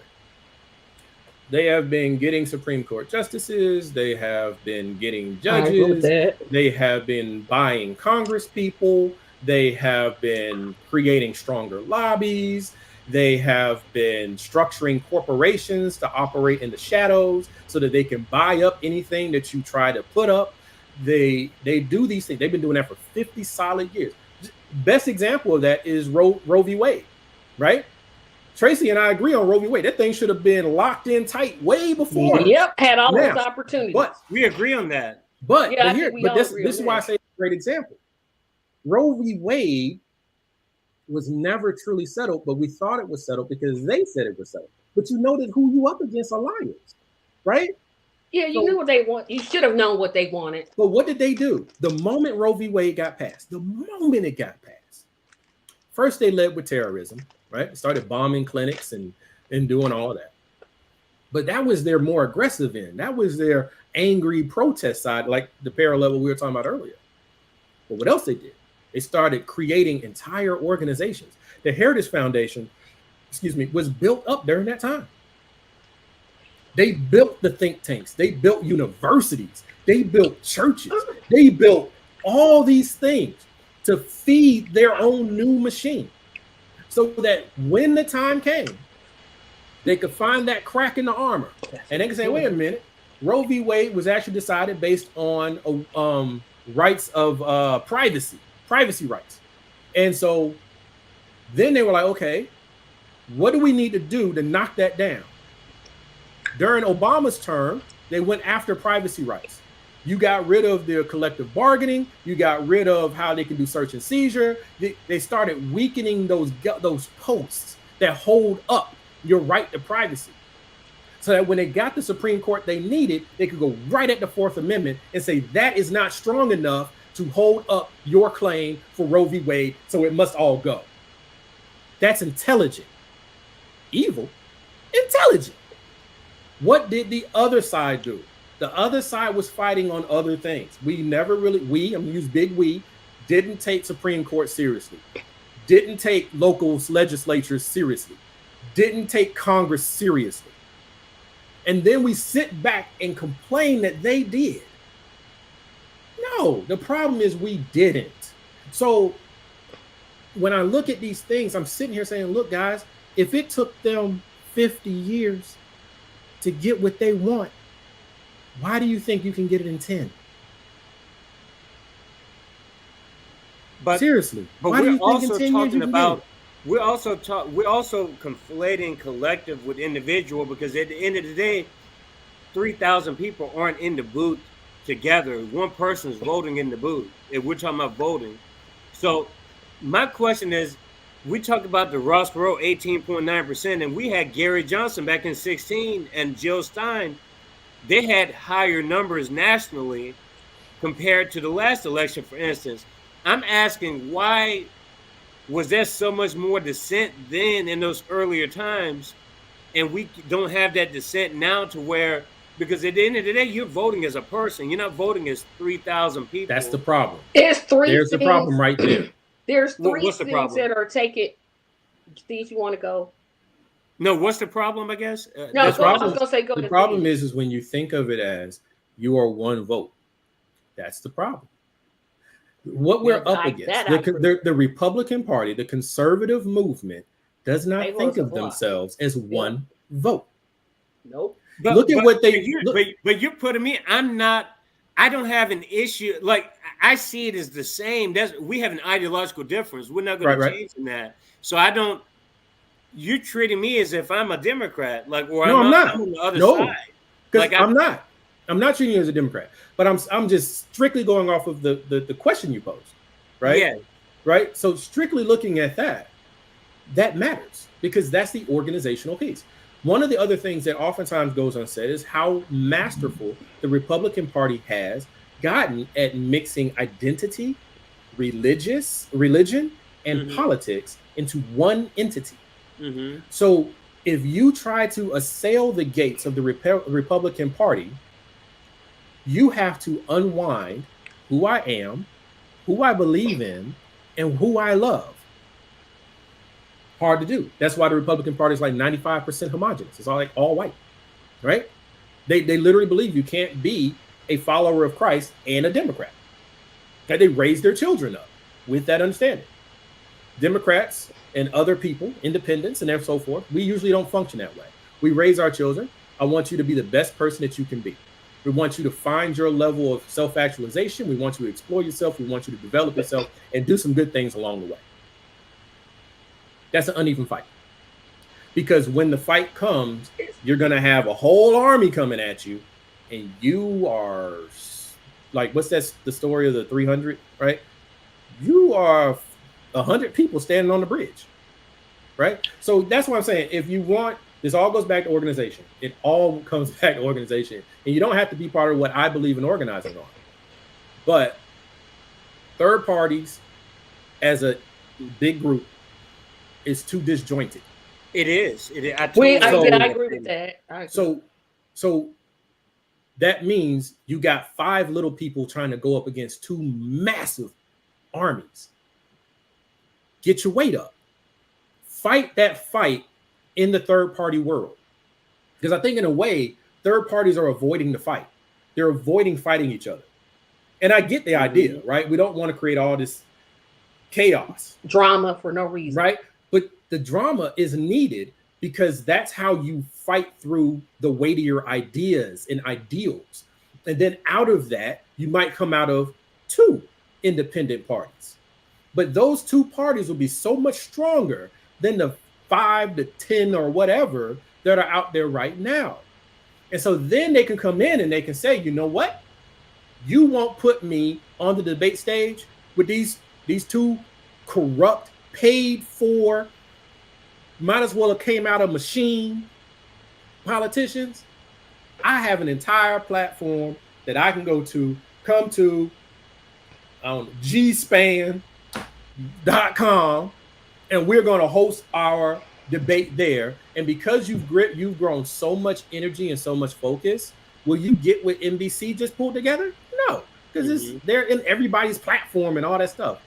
But let's say they get 100 million people, you might get 20 million people. 20 million is a lot of eyes. And done over years, they end up getting you into those spaces that you deserve to be in. But it doesn't matter what you deserve if you can't get there, right? But I think to answer, I didn't mean to interrupt, but to answer Kiko's question about why the third party doesn't have the strength that it used to, there's 3 simple answers. Okay. Number 1 answer, the Deregulation of Telecommunications Act. Okay. That Bill Clinton signed, basically saying, hey, Blackwater and all these people could own television stations. Because used to be, I couldn't buy 2 television stations in the same market. Because that would be an interest. Now, I can buy 15 stations. That's and it came back and bit them in the butt. Exactly. They did it to favor the Democrats, and then Fox was created. Exactly. The second thing is Ross Perot happened. Ross Perot hear me out. Ross Perot getting 18.4% of the popular vote. 18.9, thank you for the correction. Percent of the vote was like, oh, wait a minute. Hold on. Problem. Here comes this. We got to avoid all of this. We got to make it harder for third-party candidates to get on the ballot. Yes. I don't care if me and you hardly never agree on anything. It should not be hard for a third-party candidate I shouldn't have to go out and get 37,000 signatures to get anybody on the ballot. Agreed. The only reason you have to do that is because who owns the process? No, I'm about to get to that. Thank you, man, for mentioning it. I feel like if you want to run for president, you file your papers with the FEC, you put up a website, and you get front. Because I think we need more voices. You can't take 350 million people and put them in 2 categories. That makes no sense. You're exactly 100%. You're trying to take we're all going to be different, right? We're going to have different, like I'm just totally third party. I'm basically the chance of me voting Democrat. I pretty much have a better chance of winning the lottery. If I went and buy a lottery ticket, I probably win that before I vote for Democrats. But when Ross Perot came, they said, oh, no, we're about to make this hard. In Texas, you have to get 145,000 signatures, and you can't have a signature of somebody that voted in the primary. The system is broken, which is why I advocate for ranked choice voting. I know that's not a conversation America is wanting to have, but I advocate for it. I don't care if it's Robert F. Kennedy, who I not a fan. I think his whole campaign was a joke, but he had some good points. Everybody got good points. Solid points about the way that the system comes at people who are not anointed to take that place, especially. But it was real rich coming from him. You got to admit. I know. I'm saying he just. I agree with you. It was. I'm like, dude, you can't come on for real. But his point was this: I know people are going to say the Democratic Party is and the Republican Party, they're private corporations and they can put up who they want. Mm-hmm. I will give the Republicans this. They did have a primary. They did have debates. I mean, they were there. I mean, sure, Trump didn't show up to him and he still won the nomination. Exactly. But they went symbols over substance. But I rather have, sometimes the symbol is all you have. And you shouldn't settle for that. Literally, your whole argument is not settling for that. That's literally the argument that you and Kiko are making, that you should not settle for the dog and pony show. At least they took the effort to have a debate. Now, was it a great debate? No, it was a terrible debate. We pretty much knew Trump is going to win the nomination. But hear me out, because I'm getting somewhere. I promise I'm getting somewhere. You had the opposite party, or the other side of the coin, because I still call them the uniparty, or what I like to call them demopubs. They said, no, Joe Biden's the nominee. That's just pretty much it. You had Marianne Williams, who, say what you want about Marianne Williams, she leans more to the left of where the Democratic Party is. In some ways, totally wrong about Israel. I'm like, girl, how you get that wrong? But she leans more to the left. You had Cenk Uygur, who technically couldn't even run because you weren't born in the United States. Exactly. And you had Dean Phillips. No, those people are not serious, as AOC wants to say. But mine is Cenk Uygur, because I'm like, dude, you can't be you can be governor. Like, you can be governor, senator, but you can't be president. Mm-hmm. They should have been given access to the primary process. Okay, so here's the thing. Cenk, like you said, that was a publicity stunt. TYT was in trouble financially and viewership and all of that. So that was him trying to gain a little bit more energy back into it. I get it. Plus, he was very clear that he wanted to do a messaging campaign anyway. So I respect that. I don't respect the first part, but I do respect the second part. But I lost part of the trail. But when you look at this thing about the third parties, how the Democrat Party and Republican Party responded to that insurrection, so to speak, was exactly what you should have expected out of that situation.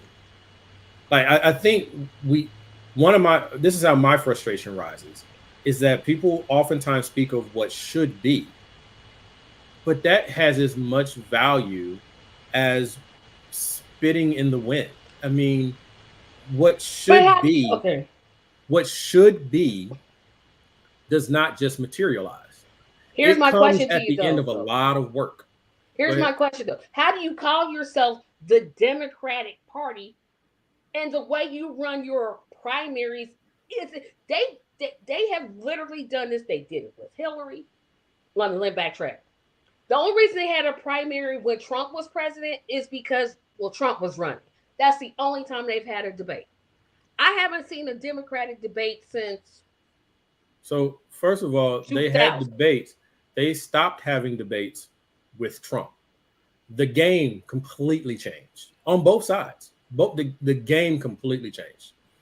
Now those of us who've been watching politics for a while, we can't sit here and pretend otherwise. We've long known that these debates are a joke. Yeah, they're definitely a joke. They get in there, they talk, they don't explore nothing or go into any policy. Mm-hmm. They're taught to evade and elude. They're only trying to get a good soundbite so that it can be repeated in commercials and ads. So we know that. And if we know that, why do we really want more of that? So if you're not going to have a policy debate, don't have a debate. So it's kind of like when I was saying symbol over substance, and you were like, sometimes the symbol's all you have. Well, then sometimes you need to go ahead and reject the symbol too. I agree. Right? I agree with that. Stop letting people play in your face and then complain about it. That is like irrational to me. But, so you were saying I agree with you going. Here's my only thing, because I didn't get to my third thing. So I said Ross Perot, that to me was the game changer, because they was deregulation. Like, and what's your third? Deregulation.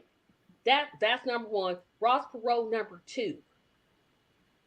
But and this comes back to, this is probably why I don't have a lot of subscribers, because sometimes the electorate has to step up and take the blame for what's going on. Yeah, I know I said it. Kiko didn't say it. There's nothing wrong with it. I say it all the time. Tracy said you don't have to, on this show, you can say what you want. You don't have to. The electorate keeps saying they're crooks. You go into the booth and say, you know what? Well, I'd rather have this crook than that one. If you reject, it's the whole lesser two evils argument. It's like we stop caring. Like y'all know me. No. I advocate for Medicare for all. I'm in the streets protesting. I'm advocating for it. I'm always talking about it because it's something I care about. Agreed.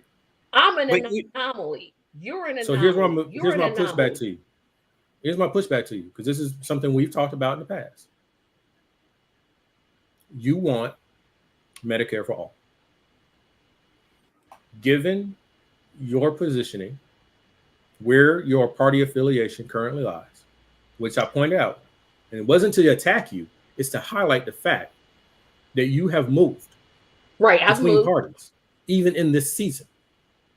So that's part of the issue that I see in the independent movement, is the two adrift.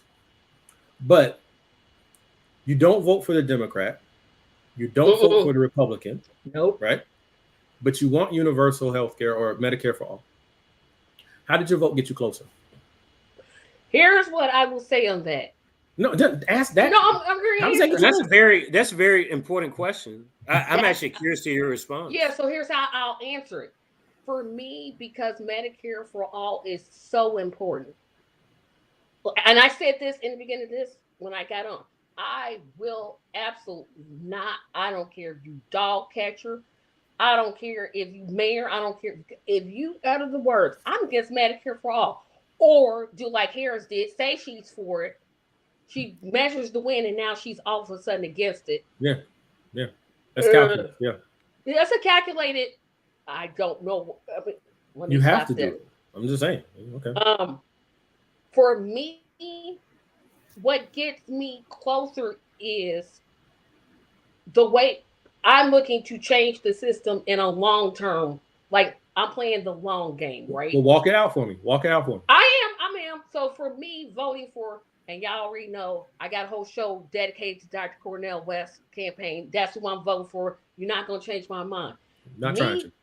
Me voting for him, who supports what I support, is far more important than me voting for Harris and Trump, who I know doesn't support. So the principle of it is more important than the application. Here's what I'm going to add, though. It's my duty, since I say I'm for Medicare for all, is to educate the public about Medicare for all, because I have a responsibility, right? I'm not putting it all on the politician to advocate, because even my congressman, he says he's for Medicare for all. He's a co-sponsor of it, but he never speaks about it. Never pushes it, yeah. He doesn't push it. I can't depend on him to push what I want. It's going to be up to me to push what I want. And that means organizing. That means talking to people. That means tabling at events. That means doing videos, having discussions, planning marches. It means all of those things. So yes, me putting my vote, Cornel West is saying, hey, I support what you support and I want you to carry it. But I know that I have a responsibility to do my part. I can't just say, well, I'm for it. I'm not going. But see, this is where this is important. This is important. So I live a good deal in Black media, quote unquote, Black media, where Dr. West can get a mic anytime he wants, anytime, because we love Dr. West.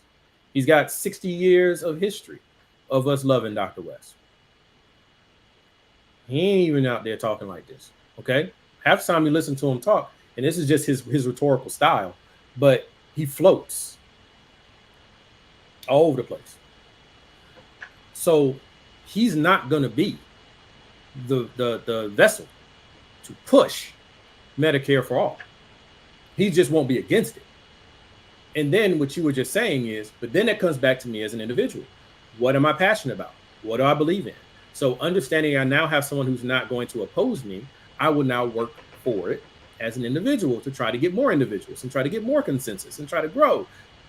It's no different than people who are on the proverbial left in the Democratic Party who look at it and say, okay, we used to have pure private health insurance and it was bad. It was bad. Like, you ain't have insurance, you ain't have insurance. That's what it was. Sorry. Then we got whatever the was it Affordable Care Act that came in. Okay. And the whole time that was being done, we were like, hey, we want a public option. We want a public option. We want a public option. But Obama was like, nah, we ain't ready for that. So we're going to do this thing. All right. Kamala and Joe are more in favor of a public option, but they don't want to give you universal health care. They don't want to do Medicare for all. Why? Because they don't want to deal with the other part, which I'll hit on in a second. So I don't like incremental change when change is what we need. Absolutely. Don't get me wrong. We need better, and you're deciding to give me a concession. Okay. But that is the reality of life across history. So what makes me any different? So my job is to continue to move the ball, move it further when I can, move it a little bit when I can. So that is why a person like myself will vote for a ticket of a Kamala Harris, because Kamala Harris is not threatening to get rid of the Affordable Care Act. Donald Trump is promising to get rid of it. And when asked again after 10 years, what's the plan? Oh, it's going to be great, but right now we just have a concept of a plan. That means there is no plan. That means give it back to the insurance companies full bore. Now, what does that look like? Now, see, I like to think things all the way out here. What does that look like? The best way you can tell what that would look like is you look at what property and casualty insurance companies are doing right now. They are selecting their insurers. That's what happens when you pull the government out of healthcare and you just give it back to the private insurance companies. They do like they're doing in Florida, California, and places like that. It's like, whoa, costs too much, not going to insure you. I'm out, right? And what do people do? The same people who voted to give more power to these private corporations, what do? They turn around and they look at the government and they say, how you going to help me? The same people you told to get out your business, now you want their help. When what you should have been doing all along is trying to get us to this universal health care, trying to get a federally backed insurer that is supported by the states, as opposed to all these state entities, because Florida can't afford to do their insurance now. So it all comes together. That's why you get so much pushback from me, Tracy. It's not the idea at the end of the road. It's all about everything in the middle. You can't convince me that getting rid of the Affordable Care Act is better than having the Affordable Care Act, because I haven't personally had to use it, but I've had people who work for me who had to use it. I've had friends and family who had to use it. I had people who couldn't afford to get insurance before, but now they can stretch and get it here, right? You were pointing out the insurance plan is $400 or $500 a month. Okay, you know what? That's what most of us pay anyway, even through our jobs. It's just that it's broken up in half in our insurance. I pay almost $500 a month. Much. Exactly. So you can't measure everything by your own lived experience. It's not about just how I feel about a thing.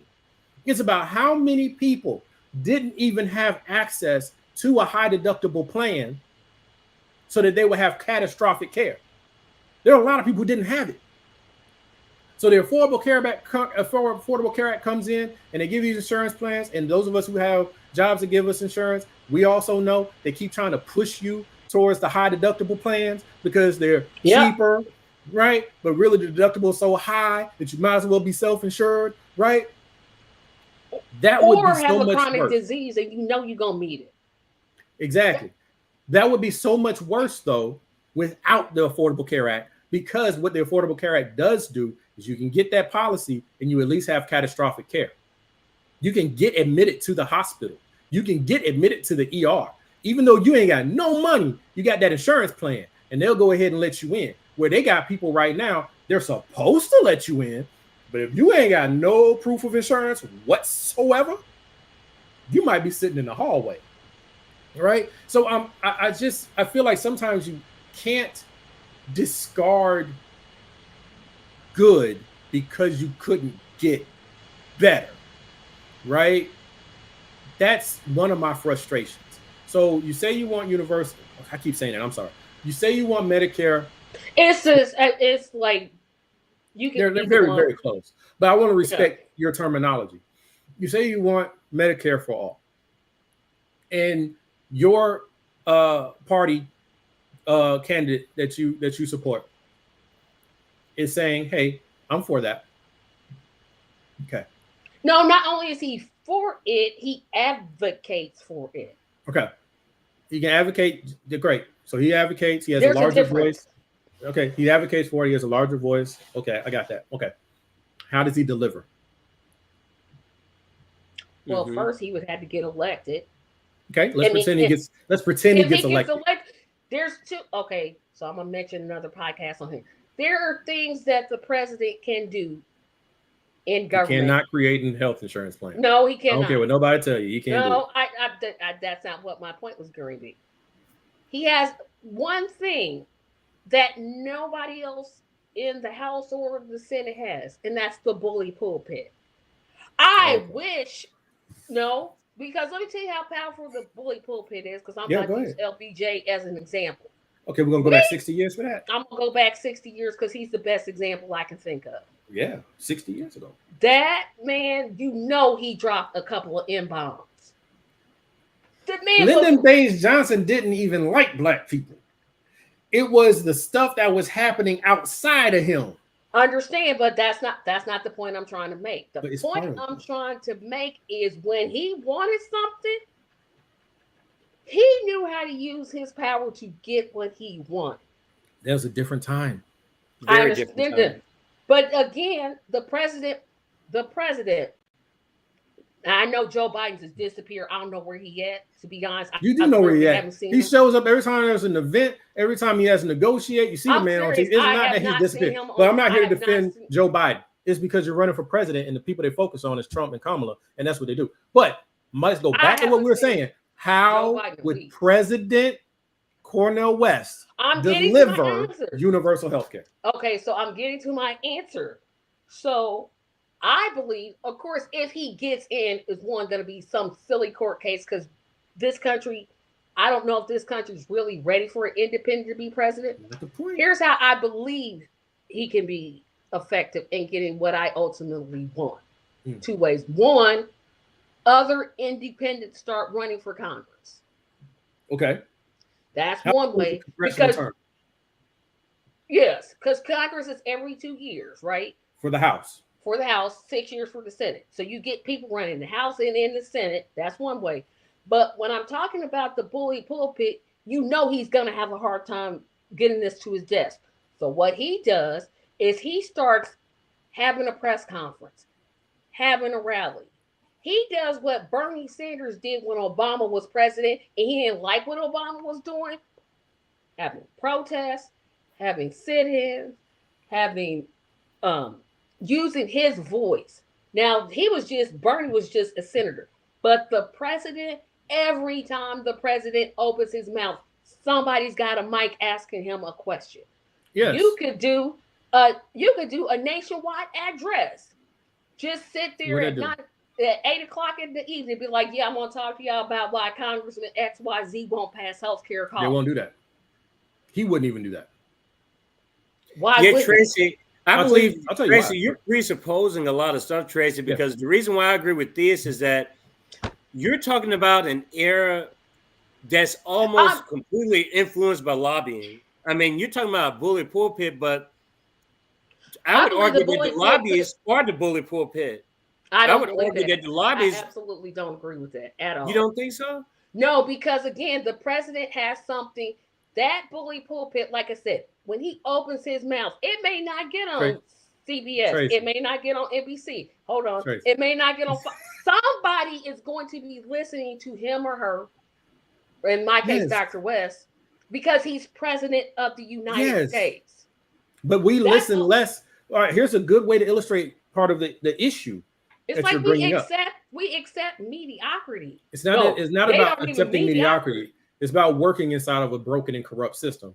Mm-hmm. But the amount of when George W. Bush was president, he was still in an era that if he's decided, hey, the president's going to talk at 8:00, all the networks tuned in, anybody who had anything tuned in, because even if you didn't like the president, which most of us did not, you gave the respect to the office that the president of the United States is speaking. Then came Obama. He had some of that, but he would be frozen out of like Fox and things like that. Then comes him being on Fox. Go back and check it out. This is what they did. Fox would be selective of when they would cover when President Obama was speaking. And they would oftentimes do his things after he did it. They wouldn't do it live. Oh, yeah. That was the beginning of playing those games. Now we're at a time where we all choose our own media. Everything is a la carte for us. So if Trump is talking, I ain't got to hear that. If Biden's talking, I ain't got to hear that. Right? Like I can literally opt out. There is no central thing anymore for that. So the bully pulpit is more diffuse, but that still is not governing. Okay. Right. Oh, I think it's governing. Because it's not governing. If you twist the arm, if you twist the arms of people enough, but you twist people behind the scenes. You don't twist them on TV. That was gonna be my next point. Thank you for getting to it. That's the other thing that a president can do. And I'm going to use this as an example because it's almost time for me to do my podcast. But when the whole $15 minimum wage and every Republican voted against it, Joe Biden should have been holding a press conference and literally named every single Republican that voted against it. It wouldn't have done any good. Along with the 8 Democrats that said, we Democrats, but we're going to vote against it. Wouldn't done good. The part that you're deliberately overlooking is a very important tool, and it's called leverage. You can't use leverage at all times. You have to be tactical about when you deploy it and how you use it. And the best leverage you have is being able to threaten the members of your own party. Because you can say, you know what? I am the Democratic Party. So if you don't get in line, I'm not going to even allow what you want to make it to the floor. Because I have a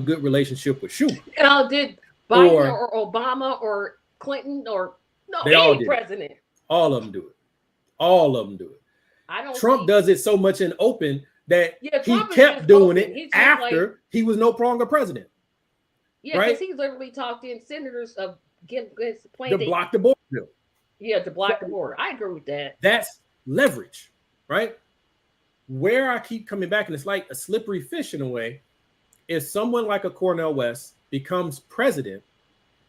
I guess that's a better way of presenting the question. What leverage does he have? And if the only leverage you can bring up is the bully pulpit, then getting more independents elected. Right. But see, that's another thing. And I love that because this is just going into math, right? He gets elected. He has a 4-year term. He has to deal with the Congress that he has. That whole Congress will be against him. The whole Congress all of them will be against him because he beat their Democrat and he beat their Republican. So he has no friends. None. Anywhere. Right? There's 2 or 3 people who were like, hi, right? So that means he's lame the moment he gets in. Only thing he can do is start a war. And he doesn't believe in wars, so he ain't starting no war. So he ain't got nothing. So, okay, we got to get people in there. Okay. So you've already put your king on the board and you haven't put any of the other pieces in yet. I'm saying you're doing it backwards. I'm saying get your pieces on the board first because it takes 1 to 2 years to get you anybody that you think can come back up, Dr. West. those same people have to navigate the Democrats and the Republicans at the local, state, and federal level to get there. So they're going to get beat up, bruised up, take different positions, and do all those things because they have to in order to get into the office. So you've just wasted a year. You just wasted 2 years. You still don't have majority numbers. Then, okay, well, we got to keep waiting. We got to keep waiting. All right, so 3rd year, 4th year, he's gone now. What did we accomplish? I'm saying if you want Dr. West to be president, get him some help before he gets there. That's the lesson we should have learned with Obama. Obama came into office and we ain't send no help. We was like, hey, no, wait a minute, backtrack. No, let me hear it. Obama had one second. Congress He went in. 2 years. He went in. His first 2 years, he had a Democratic majority, but those weren't his Democrats. So he went in and he said, and people want to ignore what he said. He said, you have to push me. He wasn't saying that because he was obstinate. He was saying that because he knows how the game works. In order to get the president to be able to do something and to have that bully pit you pointed at, you need to give him some friction. Bernie Sanders, Dr. West, to his credit, they were giving him some friction.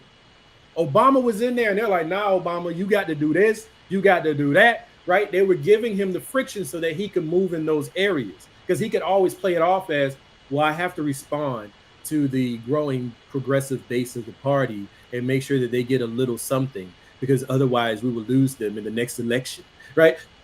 That's how the game is played. I'm just saying you're doing it backwards. Get the help you want in there first, then put Dr. West in and watch him work. Personally, I don't think Dr. West is the kind of cat that I want to be president, but that's mine, so I wouldn't vote for him. But you would. Get him some people. I'm going to be honest with you. There's a lot going on with the conversation, but I think my biggest critique that I have for third parties and independents, even though, because like I've said before, I've not voted in elections, 2-year and 4-year cycles. I have no issue with that. If I don't like anybody and I think everybody's crap, I won't support them. And I won't support this sham of a system because I will contend that the more that you all talk, the more I think of why I never voted, like in some of those instances, is because my question was specifically independents and third parties, and a lot of people within the movement, they spend more time talking about the duopoly than they do building the movement. And I hear a lot of that tonight. Like we talk more about Kamala and Trump. We need to focus on ourselves, though. What do you want to do? On the duopoly. And that's because. And that's a significant problem I have. There's always a reference back to the duopoly. And I'm like, why does that have to be the case if we're trying to build something outside of it? Okay, so can I answer that question? Of course you can. One, because they're so terrible, you have to say, look how terrible these people are. Don't you want something different? Okay. This is where the media plays a significant role. Nobody ever wants to listen to me. That's okay. Because it's a cop-out. That's not a cop-out. The media basically shut Marianne Williamson out. Yes, but she was running as a Democrat. She was running as a Democrat. The party shut her down. The party shut her down. Okay, y'all not letting me get to my point. Okay. My point is this. Okay. When the media wants to shut you down, they will shut you down. Look at what they did to even Dr. West. Dr. West was on CNN maybe 4 weeks ago. Maybe 4 weeks ago. And the question to the reporter asked, and I specifically remember this because I threw something at the TV. She said, are you going to drop out and support Harris? Because she knew he was never would even consider supporting Trump. And he said, no, I'm in this race until the end of the race. She literally says, it sounds like you're on the fence. And I'm like, what did she hear? Like, is she listening to the same thing? The person that you're seeing doing the interview is responding to the script that was given to them. You. Thank you. You just got to my point. My point is this is how the media plays a part in this. I get that. We get that. Because I haven't. But they're not going to get out your way. Okay. I'm sorry. They get in the way on purpose. They decide who they're going to put in the candidates, and they decide who's going to get that exposure. When a third party candidate is running, exposure is everything. Because you could Okay. have the greatest platform ever, but if nobody knows you, like when I would talk to people about Dr. West when I was doing petition, one, nobody knew who he was because guess what they said to me? I've never seen him on TV. That was literally what they were saying to me. I've never seen him on TV. What can I say? They were right. Tracy, if the Oakland Raiders organization came to you, Las Vegas, you see how dated I am with sports. If the Las Vegas Raiders came to you and said, we want to sponsor your channel and we want you to run Raiders no. advertisement, all that, and then they'll say, well, why are you blocking our voice? But what I'm saying is that media exposure for a third party, because the Democrats are going to get that exposure, Republicans are going to get exposure, but a third party candidate that basically is running on $5,000 and a hope and a prayer, they shouldn't be running then. Get your weight up. But how are they going to see? That's the thing that drives. You got to play the long game that you were talking about. Something else that doesn't make sense too is that there is organizational capacity, because if people are able to meet these ballot requirements, then that means that there is a movement going on. That means that there are people that are willing to support a jail sign. And if they aren't taken to the courts, and if they they tried to bankrupt Kennedy by keeping them in the courts. I get it. Right. Yeah, I understand if you already got 50 cents, you can't be affording to go to court because you need to be on the ground. But like I said, I'm using an example of when I was petitioning for Dr. West. The number one thing they said was, when I said, well, how come you don't know who Dr. West is? I've never seen him on TV. But here's the thing, Tracy. Dr. West has he's one of the most name recognized people out there. So that tells you something.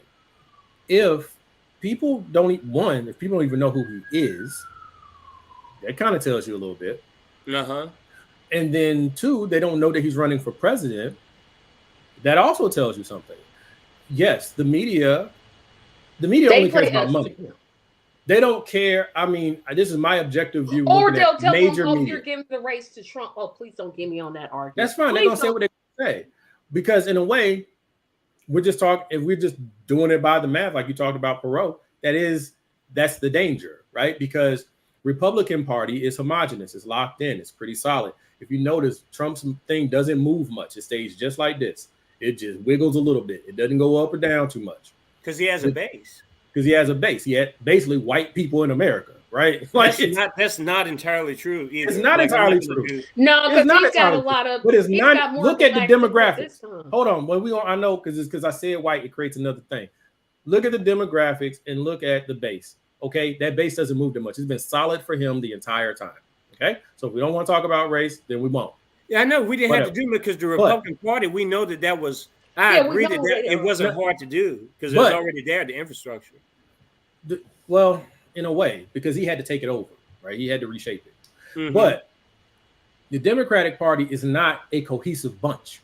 Right? No, it's a collection of aggrieved groups. Right? Every group in the Democratic Party has a grievance. They're all coming from some level of disenfranchisement, except for some of certain levels of our white brothers and sisters. But their interests are in vulnerable positions and things like that. So that means that you're cobbling things together. You got a lot of voices going out there. So it's not going to be as locked in. It still takes me back, though, when we were talking about Dr. West and people like him, because I'm not picking on Dr. West. I'm just saying people like him who are trying to run for president, getting the job takes a lot. And saying that the media, okay, it's like saying the air, the water, well, there's more than that is a factor. I mean, I'm using the media as my prime example. But I'm not picking at you. It's what no, I know you're not. Constantly brought. But it's ballot access. It's the state. It's the state. Yes. Like in Indiana, they make it so hard. Anybody. I signed a petition for Robert F. Kennedy to get on the ballot. Am I going to vote for RFK in Indiana? No, I will not. That's cool.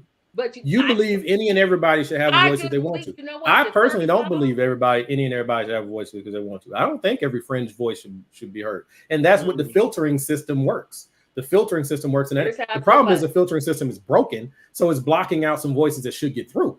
Right. But any and everybody thought shouldn't be rolling around out there. That's why we got YouTube. YouTube will let everybody thoughts come out there. Right? Well, he has that right to run, but I also have a right not to. He has a right to run. He has a right to run. Everyone has a right to run. If you satisfy those core requirements, you have a right to run. That's like saying I have the right to play to try out for the high school football team. As long as I am a male and I can go out there on the football field, I have the right to compete for a spot on the football team. I agree. But then once you get out there, it's going to be about your talent. It's going to be how you network. It's going to be who else is speaking for you. See, it's not this utopia type thing. No matter what you want to do, you want to go on a job. You want that promotion. You think, well, I do a good job. I'm well qualified for this role. I should get this role. But you don't network. You don't have anybody who's willing to talk for you in the room that you can't get into. There's more that goes into this. So yeah, Dr. West has every right to run for president. And he did. I got something to add. Not the way some people talk about it. Nah, not you, but I've heard some people. He shouldn't run. He should work. Why am I? Well, that's a tactical thing. That's their opinion. We get we follow this enough, especially myself being a part of the third party and independence struggle now for at least 15 years now. Like I totally get what you're preaching to the choir because my audience, we're already accustomed to what Dr. West is going through, the smears, and I'm just using the death threats, and everything else. Like he's been on the show twice. He's been on the show twice. You've been on 3. This is a 4th time. So my audience already knows that's already baked into this conversation. But I was more so thinking of just like the independence and the third party, the whole concept. And I'll be honest with you, I've never said this on any of my shows. The first time I'm saying it. When I talk to people, specifically about these people, Claudia de la Cruz, Cornel West, Jill Stein, the first thing I get from people, who the hell are these people? That's the first thing I get. I'm being honest. I'm being straight up honest. And I'm going to tell you something. These people, the more I talk to them, they would not support those people anyway. Even in that situation, they wouldn't support them. The reason why is because everyone gets introduced into the political process a different way. We're talking about anywhere from 18-year-old all the way to 90 years old. Like there's such a span of people. So an 18-year-old for their first election is probably more likely to support a duopoly candidate. That's just the reality. Do whatever their parents did or their friends did. Because that's exactly they do what their parents copying the trends. I mean, we did. I know I did. I voted for no, I did not. Democrat the first time. Well, you did, but you have supported Democrats in the past. That one time, and I'm gonna take exception. I want to go back in time and kick my own butt for doing that. That wasn't good of me to do. You make the best decision that you can make at the time that you made the decision. One time, I was like, then I said, and even in Tracy, if you're being honest with yourself, because I posed this to you and critiqued some of your commentary for this particular reason, you're more Democrat adjacent still, in my opinion. You're more of a Democrat adjacent. You are just based on just the policies you advocate for are represented on the Democratic side of the ticket more than on the Republican side of the ticket. That's all I'm not saying that you are a Democrat. I'm not saying you are. That you're Democrat adjacent. Cornel West is Democrat adjacent. Yes, he supported Biden the last election cycle. Not because he wanted to, because he felt he had to. It doesn't matter. If Dr. West had a pathway inside the party, he would have done it. He's more adjacent to the Bernie wing. That would be a lie to suggest otherwise. Because he worked with Bernie. He endorsed Bernie. He's worked with Democrats for years. He's also endorsed Ralph Nader. He also endorsed Jill Stein. I get that, but he's more democratically adjacent is the only point I'm making. Talking about the ideology, not the party affinity. I'm not talking about... But see that type of reaction is what I get all the time with some of the peers that we talk to, like the independence people, the third party. It's almost like they're doubting themselves in a way, and it's like they don't know what direction they're going in, and that's what Theus, I think, is getting at. And even though I will support a non-duopoly candidate this time around, and even in the local elections and stuff, I understand. Like I get Theus's criticism.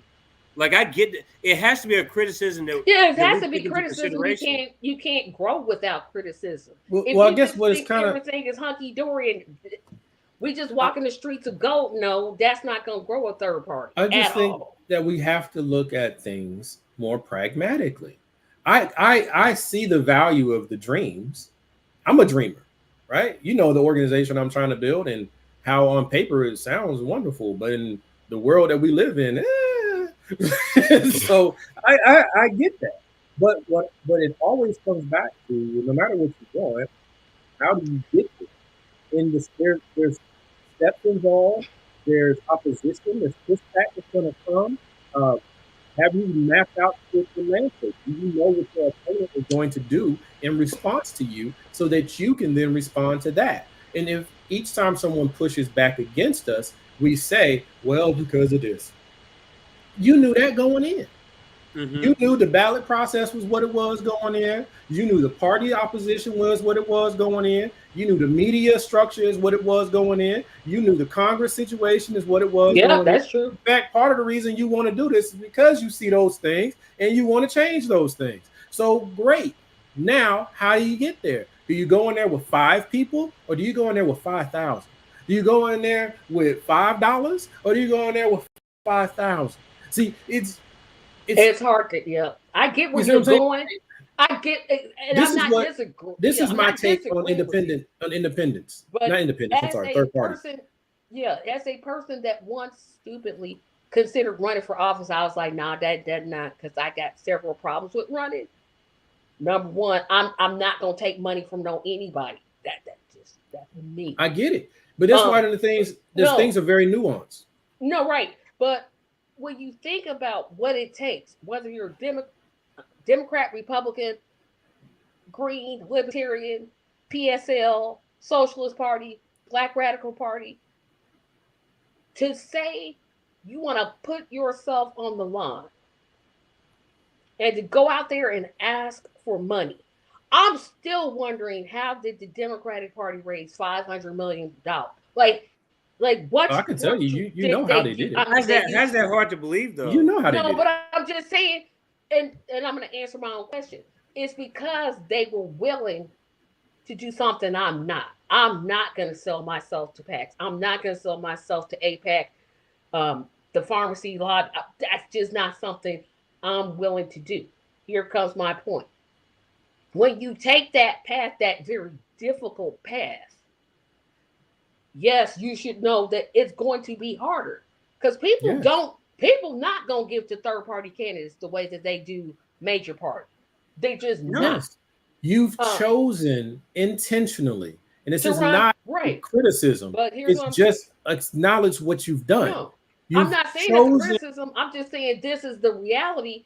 I get it, but when we ask, it takes money to move things, right? Because questions, you come back with dark money, corporate money, and media. And what I'm saying is those are all true things. But when you have chosen to be an outsider, you've chosen, in a manner of speaking, to be a revolutionary. You've chosen this. You've literally chosen a losing strategy. You've chosen it. So now you have to redefine what success looks like. And I don't think that people are realistically doing that, right? Like, I know the things that I believe in are truly part of a losing strategy, but I believe it's a worthwhile fight and it's a worthwhile path to walk, right? So I don't go in expecting the media to be favorable to me. If my organization truly grows and starts doing the things that I plan on it doing, one of the things I expect will ultimately happen is national media is going to want to come talk to me. I've already decided I don't want to talk to them, right? I will just stick with low, small independents and so forth. And there's danger there too, right? But I know it's coming. I know there'll be death threats because whenever someone opposes you, that's what they do. I know that all of a sudden I wouldn't be able to work in corporate America because I will now be in disfavor to some of the more powered money because I'm trying to help the people that they currently profit off of, right? I know these things. I know these things are coming. So I am now trying to prepare and build in such a way that that stuff can be taken care of. One of my favorite parallels is the Nation of Islam. I don't agree with the Nation of Islam's religion. I don't, because I don't rock with no religion, right? But I do believe in the social good that they have tried to bring into the Black community in America as a whole. I believe in starting businesses and raising your children up to go to work in those businesses and then sending them off to college so they can come back and run those businesses and build them bigger. I believe in starting little small clinics where we can't do nothing at that clinic but put some bandages and some gauze and some alcohol wipes in it. But we keep doing it. We keep taking money from each other until we can hire someone to go in there and be a CNA or a nurse's aide. And now they're able to help a little bit. And then we grow from there.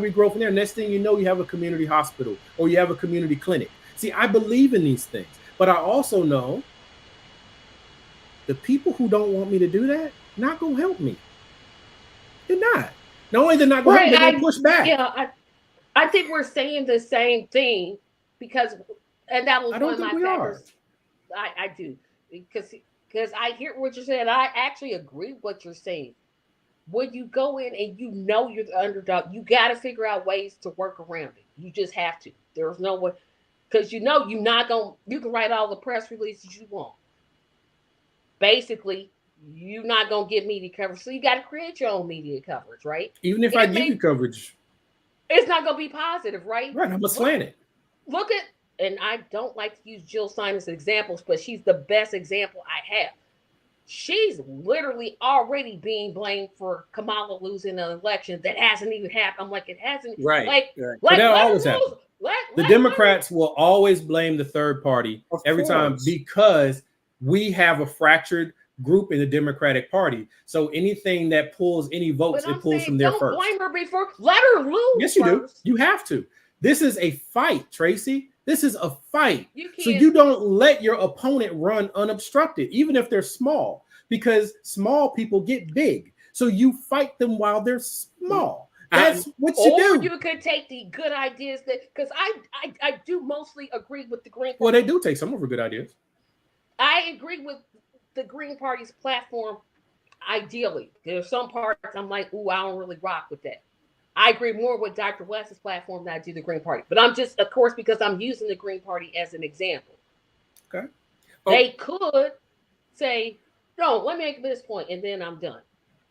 They took a good idea, and I'm saying both parties are guilty of this. They will take a movement, and they will co-opt that movement. Yes. Black Lives Matter stopped marching when Joe Biden got elected. Yes. Why? Yeah. That's like, he gave them some things.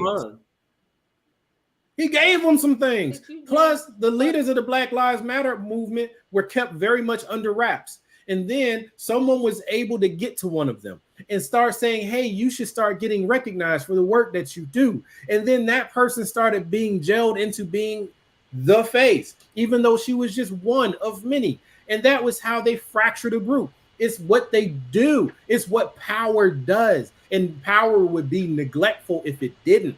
You are running a thing and an interloper comes in to disrupt that. What do? You either go destroy it, take it over, or you weaken it until it falls apart. Mm-hmm. The story of the Black Panther Party, the story of Marcus Garvey, the story of Martin Luther King, the start of Elijah Muhammad. That's it's mind-boggling to me because it's literally what they're supposed to do.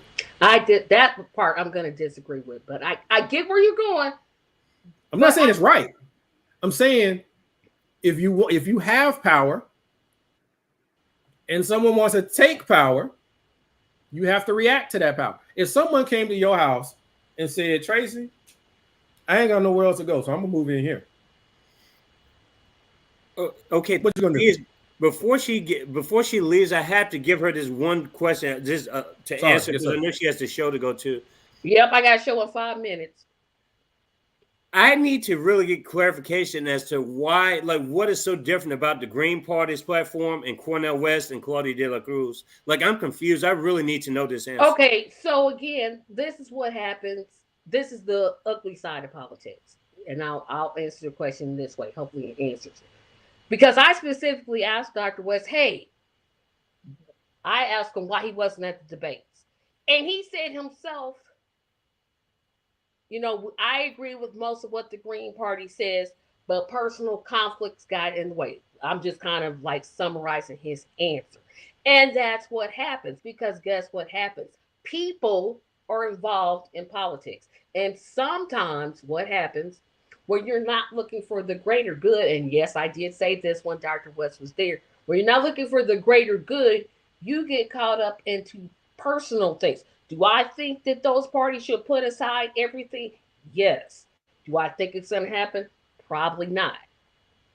I don't think it's going to. Would I love it? Would I love for a PSL, Green Party, the Justice for All Party, the Black Liberation Party, the Social Party to all come together, and the Communist Party to come together, work together? Absolutely. Problem is, you got people running it. That happens in the. Unfortunately, it's not something I'm proud of because that's a criticism I have of third party. I'm like, we need to be working together. I've always put up the model of, hey, we run this one person for president, and then at the local level, you know, you run whoever it is you want to run. But all of us together support this one candidate for president. Because I think that's what needs to be done. Nobody's listening to that. No one's doing that at all. No, but this is what I'm saying. And you can't do it without a fight. Right. But what I'm saying, it's a side I don't like. And that's probably my number one critique of the third party system is we do not coordinate when we absolutely have to.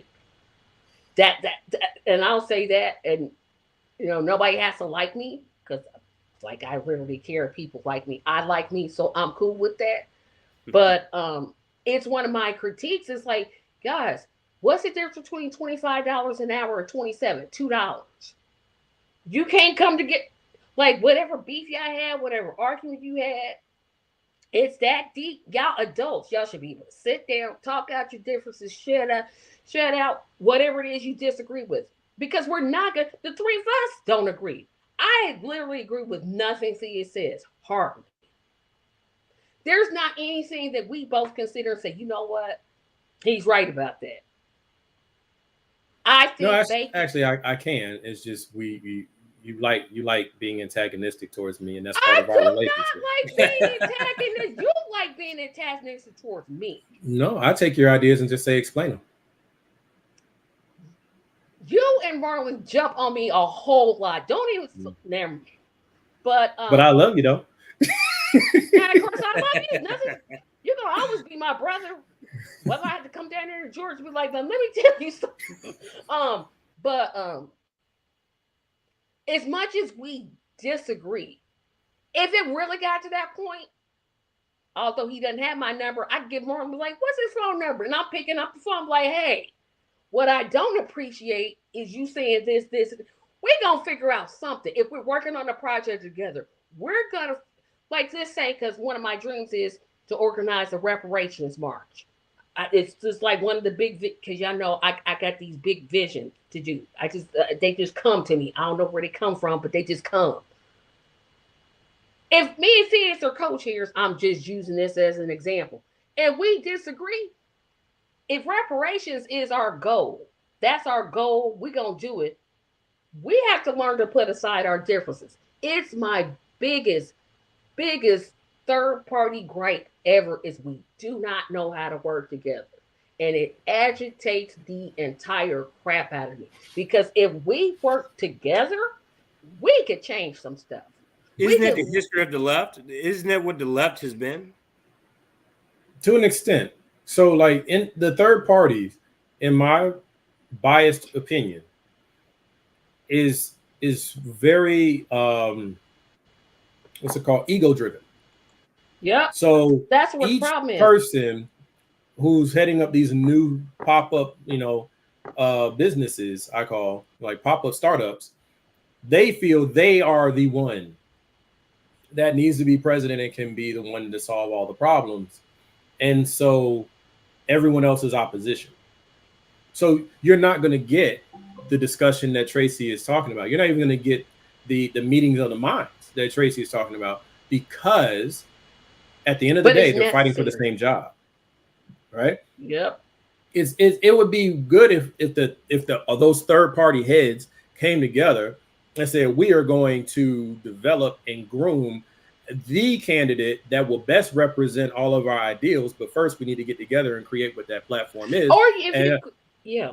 But how do you tell someone whose number one priority is universal health care that no, your number one priority should be prison reform, but no, your number one priority should be people with disabilities, right? You can't.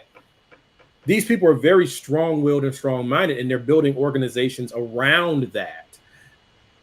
That's why you're so fragmented. That's why there's so many small things. Yeah, and to expect them to come together, that's why I say it won't happen. It should, because it should be about serving the people.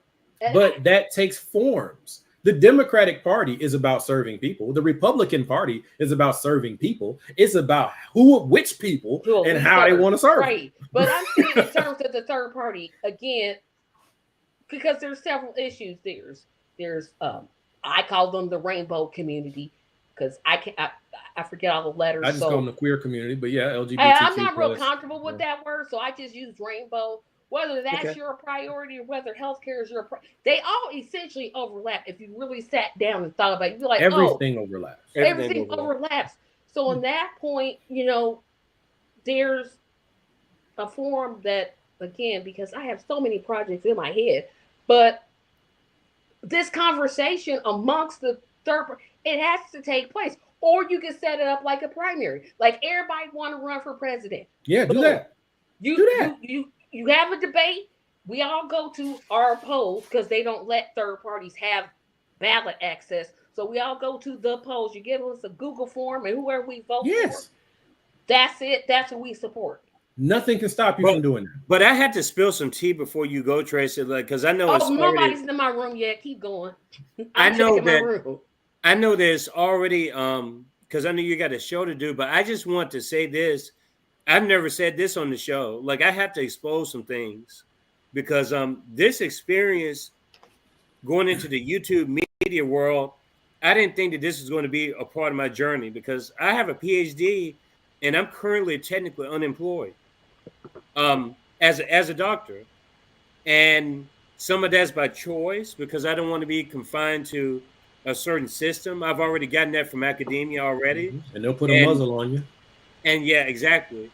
And so you have the affiliation. It's almost like being a part of the political parties. I think a lot of what we're saying is the problem with political parties, the political process, because when you cast a vote for a person, you're not just voting for the person, you're voting for their party. That's why the letter's next to their name. And as far as just this process is concerned, I don't think that I think that Cornel West to some extent has a serious campaign.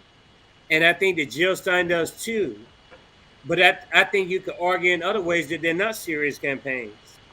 And I say that because Jill Stein and Cornel West have definitely fulfilled certain qualifications as far as getting their name out there. They have name recognition. They don't reject invitations to shows, or at least on my end, just using my show as an example, a small forum like mine, to get correspondence to me says a lot when you have people corresponding. And I know initially with Dr. West, it was very, very difficult to get in touch with him. And it shouldn't have been that difficult to get in touch with him. But ultimately, that was able to be fulfilled. I was able to interview him twice. Jill Stein, I was able to interview her campaign director, who Tracy's also interviewed before, Jason Call. And the Green Party has shown accessibility and willingness to come on to smaller shows. The PSL, I'm going to throw them under the bus, because the PSL Never heard of him. Claudia de la Cruz's campaign, I called her office 10 different times. I've sent probably 10 different emails, and there's absolutely no reason not to get any response from that. The fact that I got responses from Trump's campaign, RFK's campaign, and bigger campaigns, frankly, than Claudia de la Cruz's campaign, that tells a lot to me. That sends a huge signal to me. And so we can complain all we want about media access and stuff, but when you're not, and Chase Oliver, he did come on my show, but when I tried to follow up with Chase Oliver's campaign, he said that he was not going to do podcasts, but he went on John Stossel's show, who's a bigger platform, but he wouldn't come back onto this particular platform, which I think is confusing. Because to me, when you're smaller, you need to be on any platform you can. Absolutely. You can really pick and choose. And so I see a lot of these things, and it makes me question, are there other motives involved that I'm not being aware of? There's Kiko's. It ain't about us. Tiz just said it. Our platforms aren't big enough. It's unfortunate that some candidates think of it like that. And I'm thinking in terms of the candidate, they're trying to be seen, which, like, why it surprised me that Dr. West even came on my platform, because I don't even have 300 subscribers. So I was shocked. I was like, really? Because your title, great title if you're trying to bring him in. Well, some other people have had shows dedicated to candidates, and the candidate has never appeared on their show. There was a whole podcast dedicated to Andrew Yang, and he never once appeared. See, that's a great point. So I'm gonna say this and then go to my real point. This is my frustration, or my reason why I don't even take third parties seriously, because I look at the people at the top of the ticket, and I can say you're either dead silent, completely absent, or inconsistent when it's not within the year or 2 years of the election. You're not working all the time, which means you're not working for me. You're working for you. This is an ego project. This is something that you just want to do. You feel like you should do it. And then you're coming out of obscurity, relative obscurity, into saying you want the top job. You want the top job. Knowing that you do not have any leverage to employ once you get there. So you will have the benefit of being Madam President or Mr. President. But you still can't do the work for me. So you knew that going in. So that means it wasn't about me. It was about you. You just want me to help you do you, right? So that's my biggest frustration with the third parties, because if third parties were serious, they would actually do more work building, which I think the Green Party is trying to do. If you don't mind me asking, have you ever supported an independent or third party? Absolutely not. Yeah. Okay. Because I'm a pragmatic voter. So that's my reason why. I'm not voting to win. It's not like I'm voting. I want the guy who's going to win. No, it's not. And there are people who vote that way, right? Whoever looks like they're going to win, I'm gonna vote for him, because that way I can say I chose a winner. No, but there are voters like that. And that's fine. At least they're in the game. Then there are people who will say, well, I'm red team because my family's red team and I've always been red team, and that's what I'm gonna do. There's people like that. Then there's, my favorite celebrity supports this, so it must be okay. So I'll do that. And then there's, whatever, it doesn't really matter anyway. So I'll just go in there and vote eeny, meeny, miny, mo. Just catch a tiger by its toe all the way down the thing, And there's those. My thing is, at least they're all engaged, and because they're engaged, they have the opportunity to grow or move. But what you're not going to get from me is say that everybody that doesn't vote is wrong. That's not my position. My position is, though, if you don't vote, what are you doing? See what I'm saying? And people hate when I do that to them, because it makes you look at yourself. Mm-hmm. See, it's all good to be in opposition to things. Tracy knows I can't stand people who are just oppositional to be oppositional. I don't like it. It triggers me almost every time. I need to work on that, but I ain't got there yet. But look, it's easy to be against, hard to be for. Because then when you're against, you don't have to have any background. You can just say, nope, don't like that. Nope, don't like that. All right. But when you're for, now you got to defend things. You got to elaborate on things. You got to justify things. People attack you. You got to fight back. Right. So that's harder for people to do.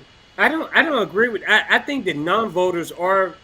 I don't think that that's a fair criticism in the sense that I haven't finished my point on non-voters. Okay. So non-voters Sometimes they're just anti. Sometimes they're exhausted. Yeah. They're exhausted of watching people play in their face, right? So Playing that's in their one. face. That's another. But I still will come back to you, and I'll say, what are you doing? Okay. So, like, I had a friend that I worked with. He was very much like, I never vote. I don't vote. I ain't playing with this old rig system. He's a brother, right? We're both very, very pro-black, right?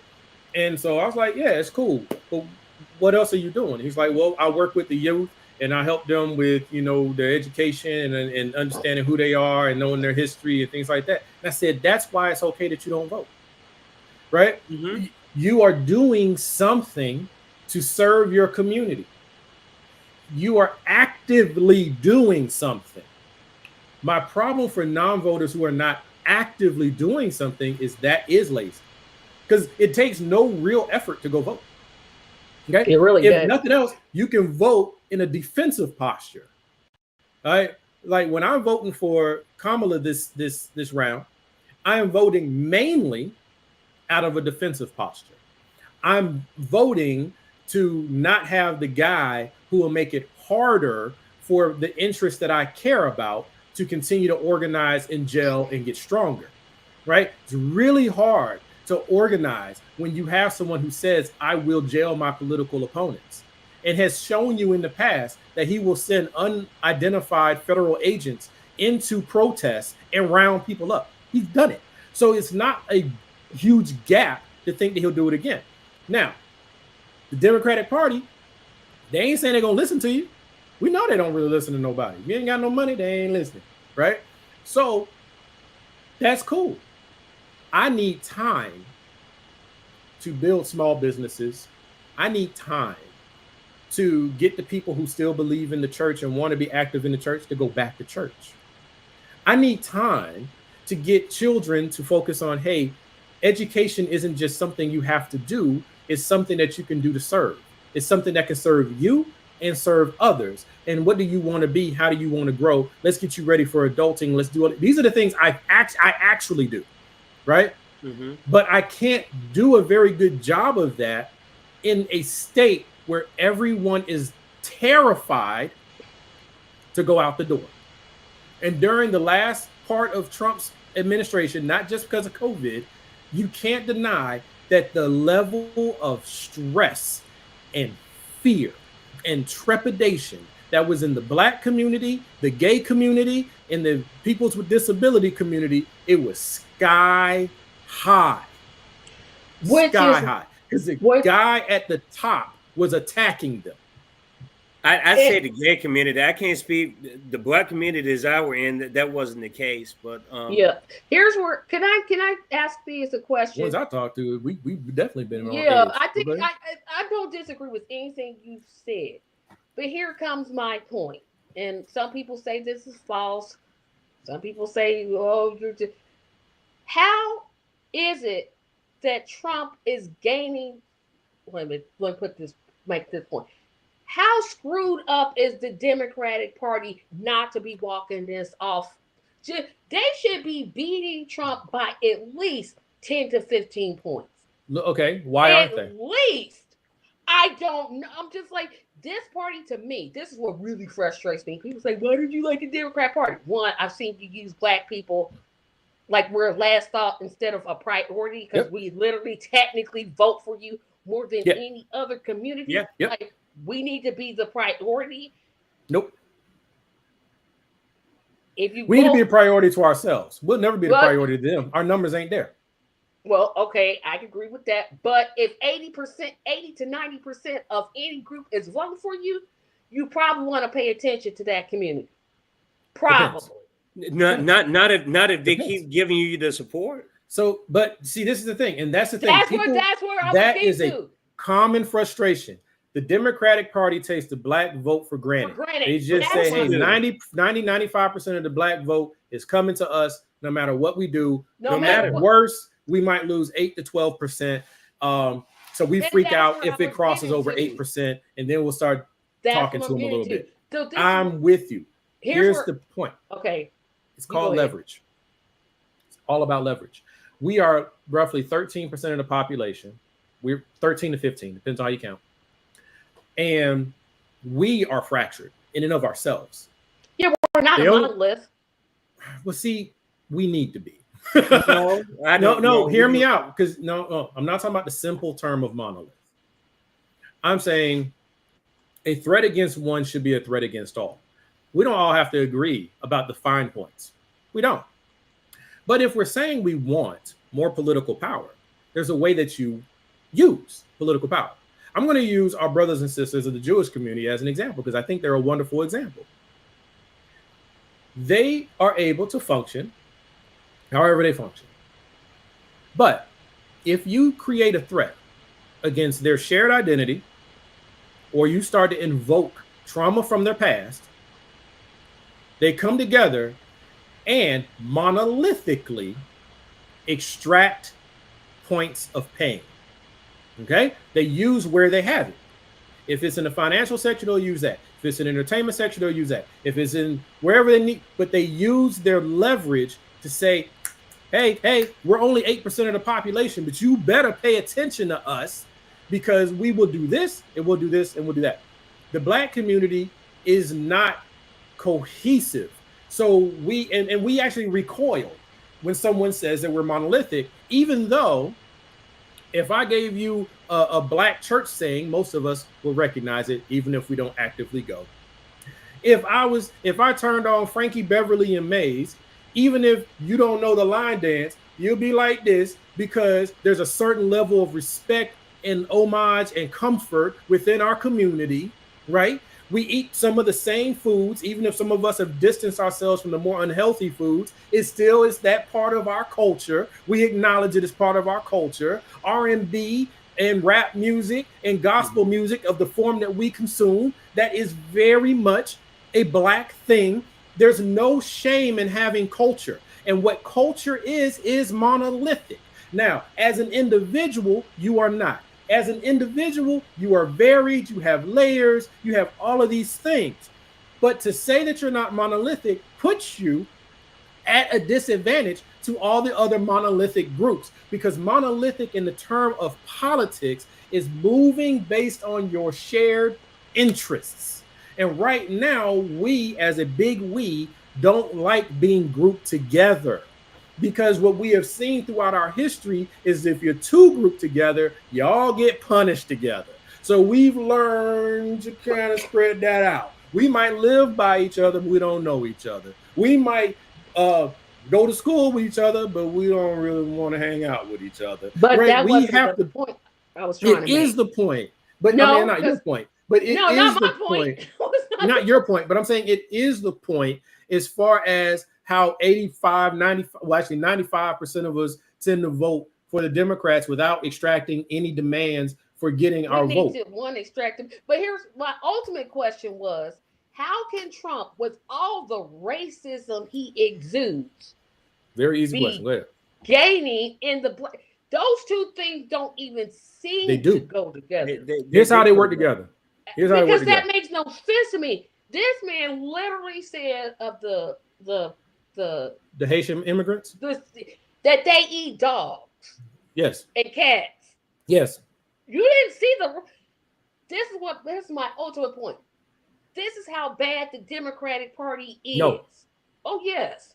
Because I think you're drawing the wrong conclusion. Because if the Democratic Party was doing right by the people that support them, just almost to a point where I'm just like scratching my head, like, why y'all voting for them? But, vote the way you want to vote. Without any demands, because we don't make demands. I agree with you. We need to start making demands. We don't make demands. You have organization before you make a demand. True. But we don't make demands, but we're still most likely Kamala. Absolutely. Is going to get about 70 to 75%. She's going to get more like 90 to 95%. No, she's not going to get that high of a percent. She's not going to get that high. She's not going to get that high.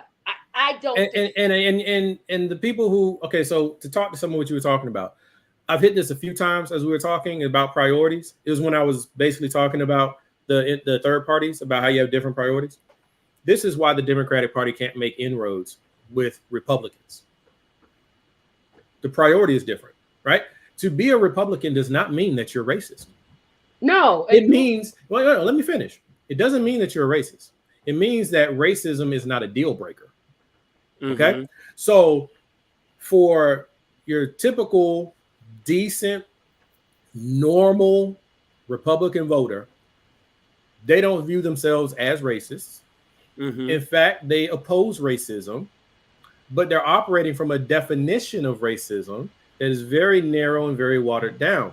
So they say, as long as you're not using the word, and as long as you ain't stringing people up from trees, then really that ain't racism. That's just, sometimes life is harder for some people than other people. So for them, racism might be number 5, right? But there's 4 really other important things to them. So Trump being racist is offensive to a lot of them. But he's hitting the notes on at least 2 of those higher priority you just things. got to the point I was getting to, because what he's doing is he's saying, look how bad the economy is. When it's not. Harrison Trump. I'm not saying it is or isn't, but he's making that point, and he's winning. If you look at the polling, he's winning on the economy. When if you look at the economy under his administration, it was terrible. But that's part of what I'm trying to get at, Tracy. It's like you were saying, the mechanism and everything that's happening on the Republican side is a reflection of Democrats, when it's really not. America is much more locked than we give it credit for. All right, and in a way, it kind of always has been. So I'm still trying to figure out how you think Kamala's gonna get 90%. I'm like, she gonna do good if she gets 70. If she gets 70%. Hey, first of all, I'm not here to represent the Kamala Waltz Party ticket. But what I'm saying to you is, the black vote, through its history, just looking at its history, is a very pragmatic voting group. We vote for the lesser of the 2 evils because we have always had to confront evil. So we do not have the luxury at any part of our history of voting for an angel.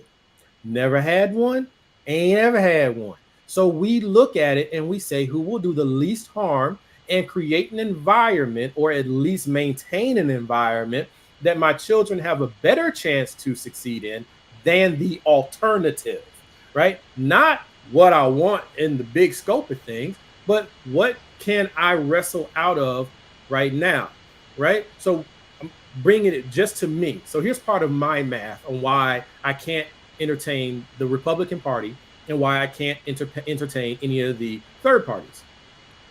My reason with third parties: you don't have a governing mission. If you get the office, you don't have Congress. You don't have Congress, nothing moves. So it doesn't matter. Congratulations, you still can't do nothing for me, even if you want to. Then we look at the Republican Party. Well, the Republican Party wants to get rid of the social safety net. What does that mean to me? I am securely middle class, right? I'm not in danger of being broke tomorrow unless something happens with my job. And then I have the skill set that I probably can go get another one, or I'll start a business like I did last time and have the money moving again within 90 days. That is me. But the reason why what the Republicans are projecting about the removing the social safety net matters to me is because all my family ain't like me. So I have family members with chronic illnesses, diabetes, fibromyalgia, scleroderma. Some have had to battle cancer, lupus, right? All this is in my family. So if you take away their ability to have access to the care that they currently have access to, who do you think they got to come to? They got to come to me. And I ain't got it. So it behooves me to try to keep as much of what they need in place. They get rid of Section 8. What happens to my poor brothers and sisters and cousins and everybody out there who ain't even really related to me, but that's what I call them, because they part of my family. They're part of the larger black family, right? What happens till you get rid of Section 8, which Trump wants to get rid of? How are they going to afford rent? People can't afford rent at $11, $12, $13, $1,500 now. Sure can. Paying $30 a month for rent, that's a godsend for someone who doesn't have a lot of options. And you take that away from them, now what? The Affordable Care Act, take that out. Now they don't have access to these private plans. They have to rely on Medicaid if they can get it, because Republican states manage Medicaid and they don't like it. So they'll get rid of that too. So now how do we get chronic care for our elders and our children and things like that? That's important to me. Look at something economic. Jobs, right? Right now, there's a heavy attack on DEI and whatever the flavor of the month term of affirmative action is. Yep. Okay. Affirmative action, there's always been affirmative action. It's just for the longest time, affirmative action was for white people. So now we have affirmative action that makes it so that someone who lost their leg in an accident, someone who has some form of comprehensive disability can still get a job. These people can get jobs because of DEI, because of affirmative action, because of the inclusive workplace things that the Republicans have promised is on their list of things to chop and get rid of. And the corporations, their motivation is money. And they've already signaled to everyone, because you've seen a lot of them start pulling back on their DEI program. That is a signal to you, letting you know that the moment it becomes socially permissive, they will get rid of their least profitable cogs in the machine. Yeah, I agree. Without a second thought. So I'm voting for the Democrats in a defensive posture. Then we look at the Supreme Court. The Supreme Court is very important to me. Do I wish Joe Biden would have gone in and done my reform for the Supreme Court? I'm not going to waste y'all time with it right now, but it's because it's too lengthy. But yeah, it'd been great if he did that. He didn't do it. But so what we do, we get stuck with the same garbage system we got. But in the least point, two of these jokers are going to age out. They're just not going, you know what I'm saying? Even if they try to hold on, two of them going to go soon, okay? If you get a Democrat in office, at least you can rebalance that court a little bit. And now I don't have to fear for my daughters, because I'm a father of 3 daughters, 5 if you add them all together, because I have my bonus babies, all girls. And the fact that my girls, even being black, you got less actual rights, enforceable rights than many of your counterparts. But now you got less legal rights if you're a woman, right? Double whammy. That doesn't sit well with me. So anything that will help get another Supreme Court justice in there to make it so that they can get the lawsuits back down the pipeline and get a better version of Roe Wade back in there, I'm for that. So anytime someone comes to me and they're saying, no, you should do this, or you should stand on your principles and do that, I say principles are wonderful. I live by principles every day of my life. But when I'm voting pragmatically. I'm voting for the people that I care about. I'm voting for people who don't have the power that I have. I'm voting for the people who are more vulnerable. And I'm just saying they matter to me. I'm not saying they don't matter to other people, but they matter to me. So when you ask, why do I vote for the Democratic Party, even though I'm not I don't really care for the Democrats. But you are a Democrat, though. Yeah, I would say you were a Democrat because right, I am. But it's like. Yeah. I am a Democrat because if you look at my party registration, that's what it says. No, because you've only supported Democrats. I mean, so you are a Democrat. That's fine too, right? That's fine. There's nothing wrong with that. I mean, yeah, whatever label someone wants to put on me is cool because I know what my motivations are, right? And my motivations place me. Your motivations are. I'm sorry. You're just explaining what your motivations. Yeah, exactly. Because there's people do things for a variety of reasons. And it's layered and it's multifaceted. Yeah. So that's why I don't really like when people say that voting for a third party is stupid. No, I just challenge your reasoning for doing it. And when I challenge you and you can't give me much more than a slogan or a dream, that part is stupid, right? What you're doing isn't stupid. I'm saying put some more thought into what you're doing so that you can stand on why you're doing it. It doesn't matter what I believe about it. That's your choice, right? If you're a non-voter, hey, you're not voting. You're not playing in the Mickey Mouse system. Cool. But are you doing something else? If you're doing something else, then I will clap and I'll probably find a way to support you. But if you're not doing anything else, you're just saying about how bad the system is, then you're telling me you're not even going to do that little bit. You're not even going to do that little bit to protect vulnerable people from a clear and present threat. I'm not sitting here doing this thing that, and Tracy, you've thrown it at me in the past. Other people have thrown it in the past. They're like, oh, you're just using fear and fear.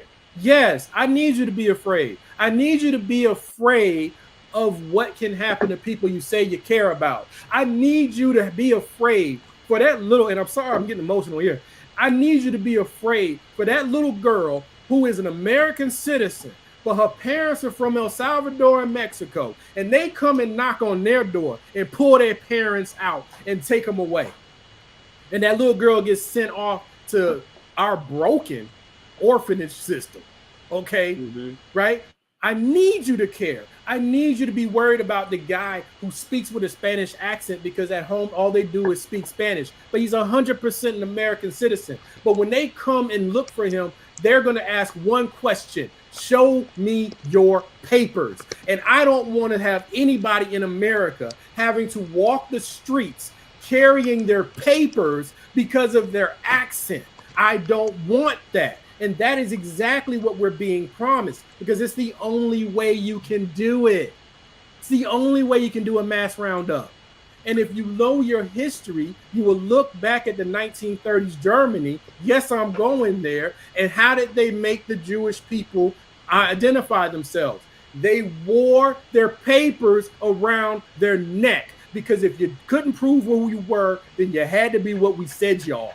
So I'm just saying to people, it doesn't have to get as bad as Nazi Germany. It doesn't have to get that bad. But just the parts that I just laid out to you are not dreams. They're promises that have been made. In fact, it's a major part of his platform. And then people say, well, don't take him seriously. He's just talking. He's just saying things. The guy running for president, you're telling me not to listen to what he's saying. Yeah, it's like, what are you? You running for the highest office in land. Like, I have to take you. That's just rhetoric. It ain't just rhetoric. This the dude who's trying to be the boss. I'm going to agree with this. Because overall, I get where you're going. So I'll explain why the Democrat, but yeah, it ain't happening. I respect that. No, I'm gonna tell you. Here's how I lay it out for you. Because if you've been on my Facebook page, and y'all have, you know, genocide is like it's my red line. I ain't crossing it. I don't care what you say. I don't care what you do. People using, well, Trump will make it worse. Yes. That I'm gonna tell you why that doesn't work with me. Gaza is gone. Cool. Gaza is completely under rubble. Yep. And now they're attacking 2 more countries. Yep. Yes, because the simple sentence, the one sentence that you could utter and say no more. The president didn't do that. If the president vetoes a bill, obviously Congress is going to override the veto. Let me finish. They're going to veto it because they basically are in AIPAC's pocket. And some of them agree. Like Biden is a Zionist. It's okay. Yeah, Biden called himself a Zionist. Since he's the current president, I'm glad you went there. He called himself a Zionist. A policy, if I understand it right, has roots in racism. I mean, dude, just go ahead and just say it's less about racism and more about we call it more like white supremacy, but for nationalism. It's all of those things, right? I'm like, just say you for apartheid. Just say, I mean. But he's not. No, but I'm saying, if you're saying you're for Zionism, to me, you might as well just say I'm for apartheid, because to me they're very similar. I get it. They're similar. From where we sit. Yeah. When I hear that, and I know it takes one sentence, one literal sentence. No, it doesn't.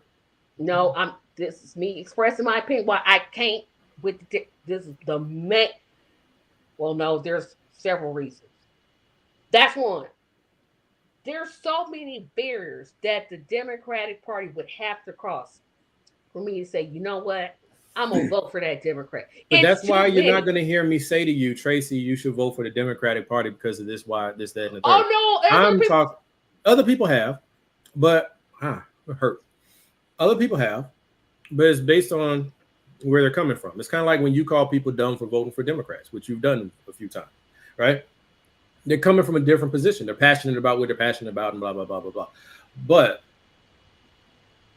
if the president, just to take this one piece, because everybody brings up the genocide thing, which is major, because anytime people are dying, it upsets me.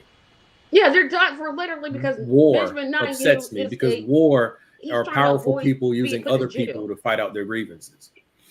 But if the American president came out and said, whether it's Kamala, Donald, or Biden, but none of them would do that, but continue. They wouldn't, but I'm just saying, if they came out and said, no more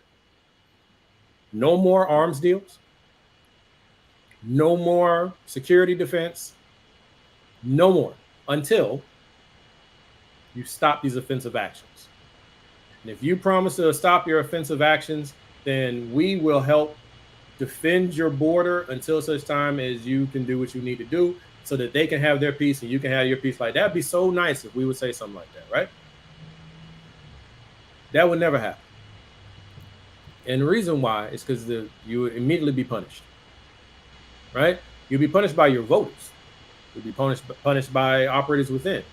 And then the next thing is, like, how do you enforce it? How do you enforce it? You say that. You put that deal out there. And I actually put more of a deal out there than I would imagine they would do. Their thing would just because you gave them a whole right? Because I said we'll go in and like help defend things, right? Which we have no business doing. We really should go to the people in the area and have them come and do it, not us. But everybody looks at us because we're the big boys. Cool. What happens when Israel says no? They don't get the money. Okay. So they don't get the money.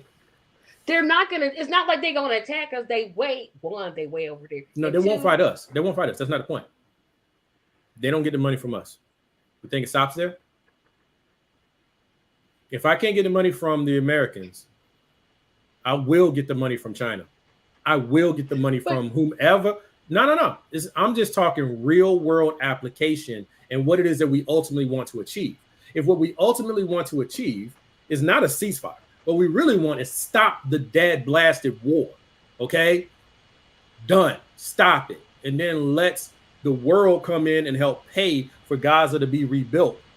Not just another excuse for Israel to expand its rebuilt so it can be destroyed again because of the same military complex. Thank you. Exactly. Yeah. So what we want, but I'm saying is we got to look at what we want and then build out from there, right?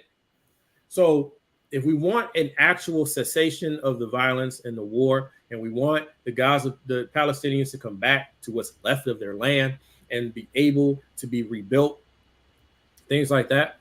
One, who's going to pay for that rebuilding? If we don't want to pay for weapons, you think we really going to go pay for rebuilding a country we didn't blow up? No.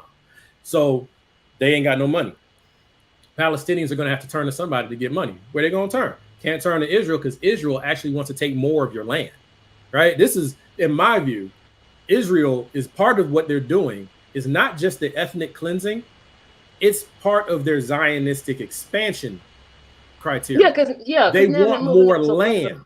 Yeah, they want their more people land. Are crowded. They want more land. Mm-hmm. So they want to expand. And the best way to do that is to take the land next to you. And the best way to do that is to claim that you have some divine right to it. And it's then an ideological thing is very dangerous. Right. It's just using it as a weapon. It's not even real. Right. But the fight is against Zionism. The fight is not against Judaism. Judaism is not the problem. Zionism is the problem. Right. But they've wed the two together. Yeah, so if you attack Zionism, you are attacking Judaism. And that has actually been a stated position from the U.S. government and the Israeli government. Of course, yeah, you have they a work whole together. Congress. Yeah, I get it, but I'm not trying to get into the weeds. But I'm bringing these points out because it all feeds into if you say what you want, then sometimes the way you have to get there is you have to make some decisions you don't want to make. You got to make some dirty games being played because the world is an evil, dark place. So if you don't want Israel to turn against America in the manner of going to some of our other opponents to get money, then that means you got to keep giving them money. Even though you don't want to give them money, you got to give them money. Because why? All right, backing up a little bit, one of the reasons, and I think this will help, America doesn't truly support Israel because of the Jewish community. That's not. No, everybody knows that. When everybody doesn't know that. A lot of people think that the reason why America supports Israel is because of there's the Christian angle, you know, like you got to have somewhere for all the Jews to go. And then once they all get there, and then Jesus will come back, right? You got those who believe that on the evangelical side of the bundle. And then you got some who just believe this because, hey, that's like a semi-white nation in the midst of a bunch of brown people. So America is trying to support them there. No. Coming out of World War II, the nations came together and had to figure out what they were going to do. Yeah. America decided, because they had already shown their hand, they don't want the Jewish people here. Yeah, so we said send them there. So they got with the other Western powers and they said, you know what, mainly Britain, they said, what can we do? Well, the Jewish people are saying that they should get to go back to their homeland of more than 2,000 years ago. Okay, nobody else gets to lay this claim. All right, the Native Americans can't go to America and say we deserve our land from 300 years ago. Can't do that. But for this, it worked because it was a convenient thing. We're going to move them out there. But here's the thing: we're going to move you out there, but you have to always be a convenient landing place, a staging place for our forward operations. Israel serves a strategic purpose. We can get our planes in there. We can get our troops in there. It's a safe place to piggyback in and then get to wherever else you need to go. It's the reason we do it with Guam. It's the reason we do it with Hawaii. It's strategic. So when you look at that, what do the Palestinians offer to America? They can't offer any of that. No, because they're displaced. Exactly. So that's why America always chooses Israel over Palestine. It's not an ideological thing. We use it because it's easier for the masses to absorb that. Right? But the reality is it's a geopolitical, economic power thing. And it is ideological too. It is. But they use it. They use the ideological thing. Hey, y'all. We took your whole show. 43 minutes ago. Yeah, I was going to say we need to wrap this up too because I got to go some places. I'm getting phone calls like left and right. But I want to give you all a chance to like if a viewer had a question or a comment. It's always my fault. If a viewer had a question or a comment like directly towards you, like what would be the quickest way for them to get in touch with you, Tracy? And you too, Theus. Always go to my email, tracymediallc@gmail.com. I know how to block people, so I don't care about giving out my email. tracymediallc, because blocking you blesses me. See, people don't understand that about me. I try to live like I know the Lord, but sometimes I don't get to where I need to get, but I'm trying. He know my heart. But it's tracymediallc@gmail.com, or you can hop over and join me on my podcast, which I'm about to go to. Congratulations to Dr. Cornel West, 47th President of the United States, because I got a major announcement. Major.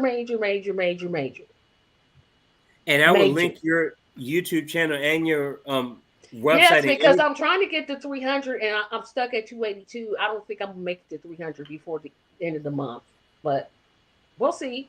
But I'm going to promote, I always promote Empathic Times, Tracy Carson's channel.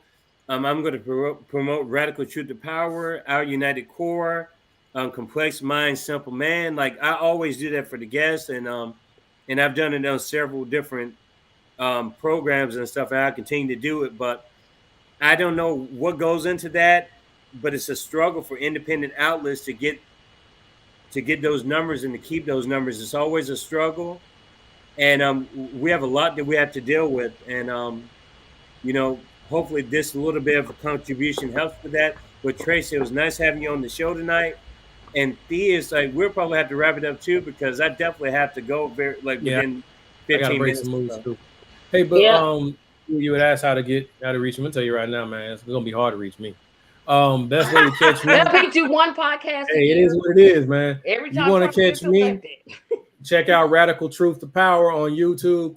That's where you will find me on the weekends. Marlon's really good about responding to questions and comments, and we'll find a way to try to work you into the show if we can. But me, as far as like hitting me up, you send me an email, I probably ain't gonna read it because that's not how I'm moving right now. I'm busy trying to build our United Core. Our United Core is not a political endeavor. I'm not going to sit there and debate with you about parties. I'm not going to debate with you about Black social issues. I'm not doing anything. What we do on our United Core is we focus on helping people. My whole thing is I want to help people see that you're not in this world alone. We're all in this together, and then we can do small things to help each other. So if you come to our United Core, what I ask for you to do is read up on the website, see if it's something that you're interested in. Please become a donor and a supporter, because we take that money and we go and do things. I pay for haircuts for random people. I'll stop and just give somebody a $10 gift card to Subway. I'll go and I'll pay for somebody's gas just because I'm over there buying gas for myself. I see a young man, one day it was a young man, he was just hungry. He's like, sir, can you just give me $2 so I can get something to drink? And I said, you know what, let's get you something to eat, right? This is what we do with our United Core. So if you about that life, I invite you to please come and help us out. But if you want to do political dialogue, Radical Truth to Power. That's where you're gonna get me. Well, we like the mesh and match of all of it. Now our United Core, is that a 501c3? Not yet. So right now it's just me trying to do the best I can. Right. So, well, I mean, I have some supporters, and thank each and every one of you out there who helped support me. But this year was all about proof of concept. It's wonderful to ask that question, and I'm not trying to take your time. No. Keep going. Yeah. So basically, the idealism inside of me, because a little background. Me, Theus Robinson, one of the things that I used to do, did it for about 2, maybe 3 years. I would raise money with my friends, and then I would go out and I would go to the school and I would pay for anybody's outstanding lunch bill, just to clear the books. Because in some of our schools, if you owe money on your library and your school lunch fees, it delays you getting your report card. So we would just go out, I would raise the money and I'd go to school and I would pay for it. Then the school board said to me, hey, you can't do that because you need to be part of a 501c3, so that we know where the money's coming from and things like that. Even though it's like $200-$300 is what we were doing, right? So that stopped after 3 years of doing that. And for those who wonder why I stopped, it's because there's a lot of carrying costs to having a corporation. So then, all right, I stopped that. And then we started doing school clinic. So once again, raising money at that point, we were doing it through Complex Mind, Simple Man. And we would raise money and then we would help stock the clinic. So we bought shirts and shorts and underclothes and t-shirts and I'm sorry to say that, and gauze and cotton balls and paper towels, right? Whatever the school needed, we did that for 3 years. And the reason why that even came to being is because, I was sitting there with my wife, and we had, at that time, my girls were much younger, and it hit me one day, you know what I'm saying? It's like when a kid goes to school, and I'm sorry if I get emotional because this is really important to me. When kids go to school and they don't have money for lunch, they get like a sack lunch. Okay. Now, some would say that's good because that means the kid gets to eat. But it's also a badge. It's a flashing sign. When you get your sack lunch and walk back to the table, I know why you did that.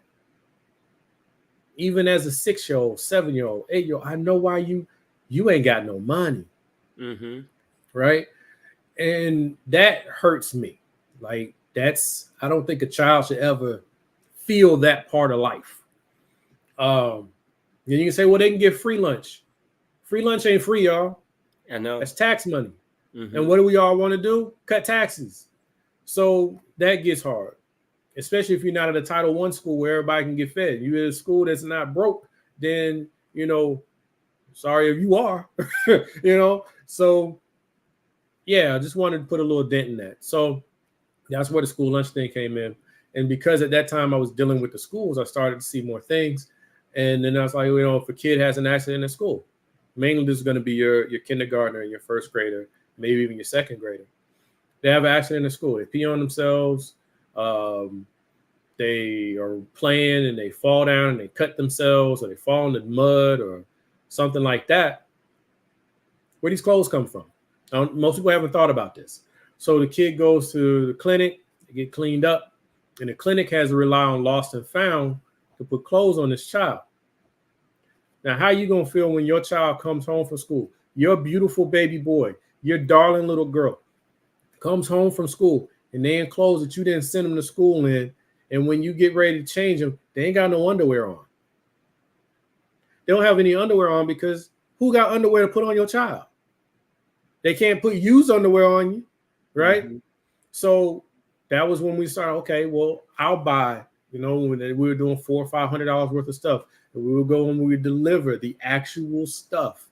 And we did that for like 3 years. We stopped doing that last year, mainly for a good reason. It's a really good reason. I'm so proud to report. So the school that we have been giving supplies to, they never knew they had this need. They never knew that they could get this kind of support. And because of what we were doing through Complex Mind, they started reaching out to other companies. And they were able to get like a $10,000 support package. So my little $500, don't need that no more. We are outmoded. But it's a beautiful thing because now they know how to get what they need, and there's going to be even more children taken care of. They came from your dream and your right. So, and this is all built on the concept of just regular people saying, you know what? I don't need a tax benefit. I don't need all that. It's $10. I'll give you $5. I'll give you $10. I'll give you $100 to do what you're doing because I believe in what you're doing. And so that fed in me. It's like, okay, there's energy here. We can capitalize on that. And so that's when our United Core came in to being. This is our first year. And we're not doing the school clinic because like what I just said, but we don't really have much money. So it's mainly my money. But it's an LLC, so there's carrying costs and things like that. So we're focused on, we've been doing the haircuts and we've been doing the gift cards and we've been doing little random acts of kindness. Mainly get our name out there. And also for those few people we come across, or I come across, just letting them know you're not in this alone, right? I got no reason to do anything for any of these people. I had no reason. Ain't nothing on me to say I got to do any of this. I could just focus on my family, you know, but I can't, you know. Long answer to the short question of the 501c3. But next year, my goal is to get the 501c3 in place. Fortunately or unfortunately, I've seen that, you know, my model of, you know, people giving small donations to do bigger things, it's just not going to work because people always say that they love the idea. They love what we're doing. They love all of this about it, but they don't want to get no money. Right. So, you know, I can't keep using my paycheck, you know, to do that because my paycheck don't run that long. You know, right. I got 3 girls that I take care of. One's a grown up, so I don't have to take care of her that much. But you know, once your baby, always your baby. So we're gonna go the nonprofit route, and I hope to continue doing what I call continuous giving. It may take another form. It might just be the gift cards because it's easy, or it might be something else. But the nonprofit will be focused on mainly 2 things, and I'm not going to go into because I've already monopolized a lot of your time. But one is it's all about education and community development. So teaching young people who are coming into adulthood about what are the things that's going to take to be an adult, or even people who are already in adulthood. So making math less scary, showing how the math that you learned in school, here's the way you actually will use it, right? Here's how we use math when we're driving. Here's how we use math when we go shopping. Here's how we do math when it comes to paying our bills and budgeting and forecasting and saving and investing and How do you start a checking account? How do you structure a savings account? How do you build realistic mentalities about how these things actually work? Because unfortunately, we go into the world and we're just told to figure it out somehow. How do you start a business account? How do you do it? Right?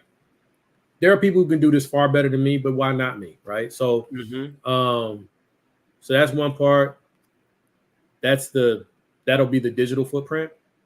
But as much as I love talking, I hate recording.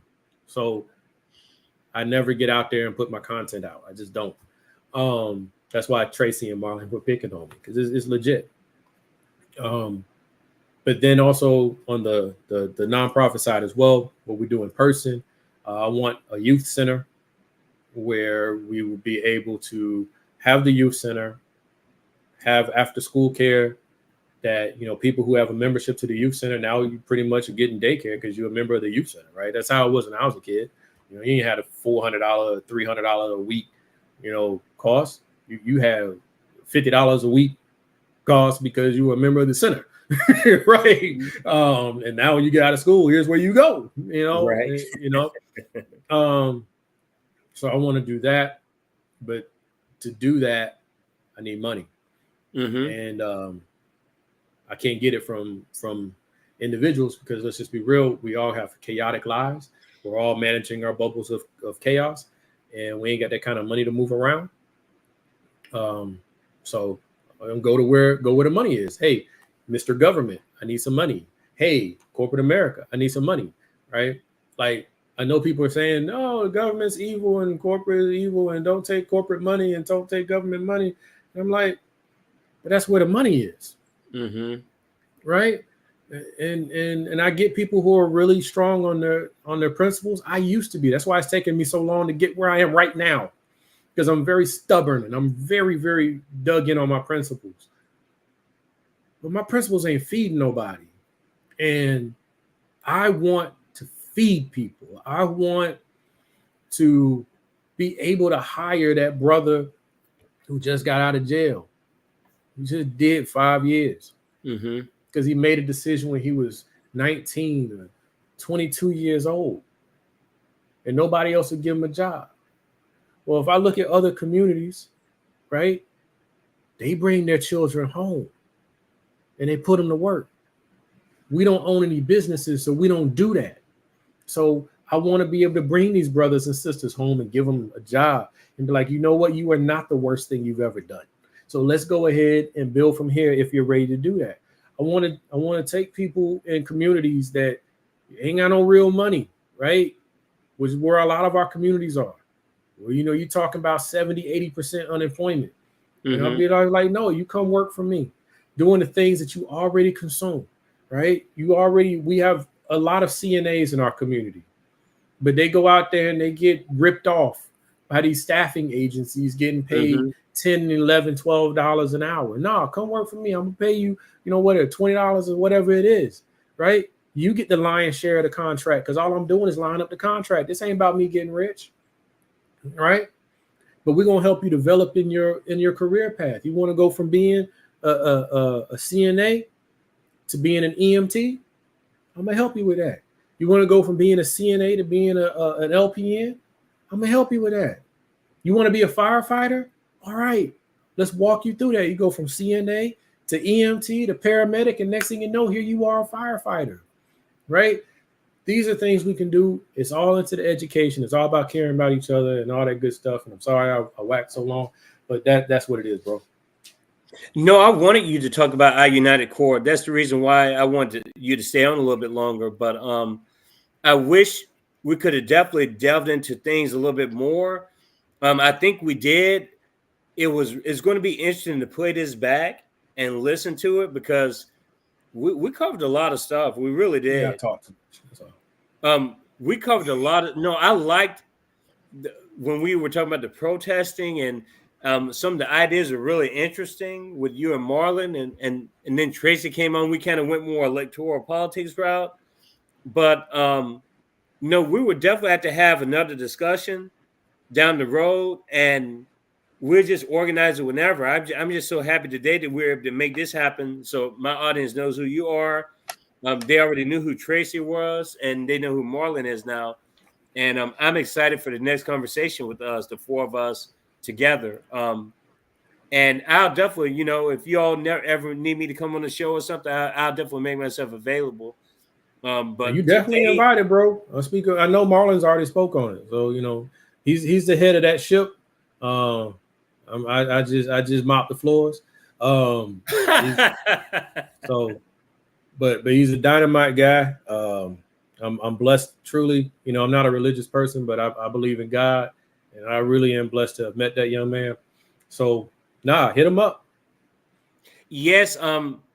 And I'm curious. So, how do you, Tracy, and Theus know each other before we go tonight? Yeah, it's funny how the three of us came together. I don't even remember it too tight. It's been so long now. But it's like Marlon had Radical Truth to Power. And Tracy was starting her stuff as well. I'm just some dude. And there was a social media, a Facebook group.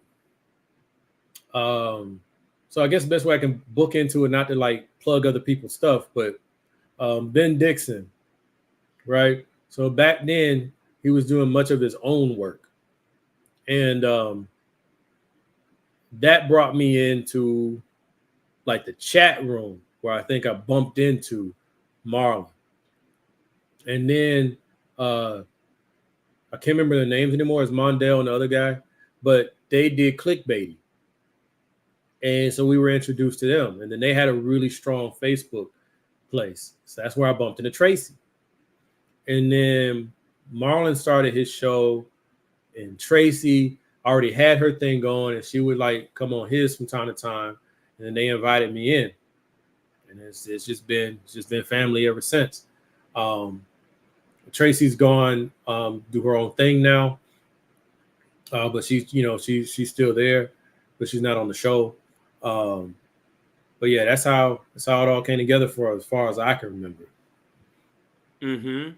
Okay, that makes more sense. So it's still kind of through the social media sphere.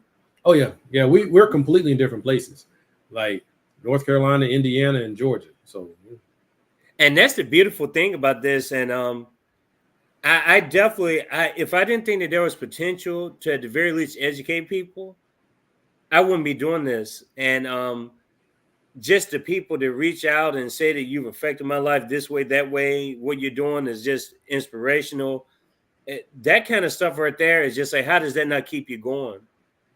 Even in your low points. And this has had a lot of low points. And I don't know if I've told you this. I don't know if you know this personally, but I've shared, I think maybe on 1 or 2 episodes, the reason why I created this forum is because it's in memoriam. My best friend passed, and it's always been in fruition, but I wasn't able to actually do it until I finished my PhD program. And so once that finished, I knew that I would be able to contribute this to ACE in some kind of way.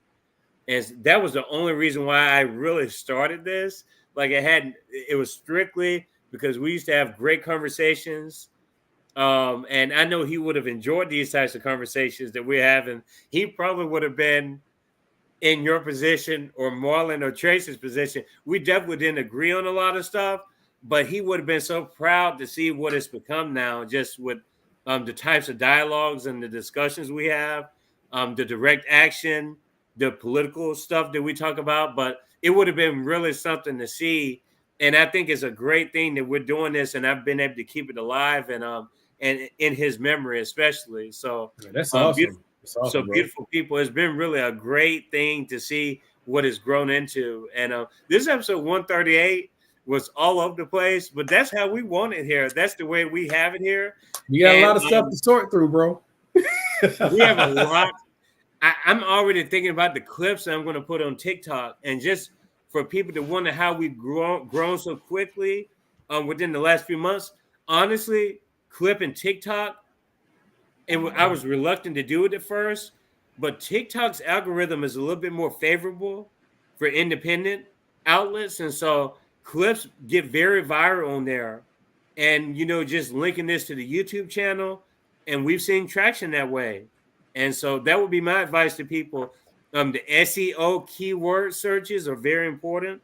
I've had to go in and change all of my information in every episode, and I still have to do a lot of that. But that's been the reason why we've been able to get traction is the SEO keywords and the TikTok algorithm. You need everything you can when you're small, and so yeah, man. Well, keep doing the good work because that's great. Because like I said, you know, I've been doing this long enough that you heard me say it a couple times on the show, right? Is what you might want, but then it's what you do to get there, right? And I found that I like to talk. Only reason I started doing recording and all the content you'll find on my website here is because it was good for me for mental health. All this stuff was already in here. I had to get it out. I was getting really down and frustrated. And then Marlon and everything came along and it really kind of moved from there. But I really don't like recording because I don't like how I sound. To me, I'm boring. So I don't record.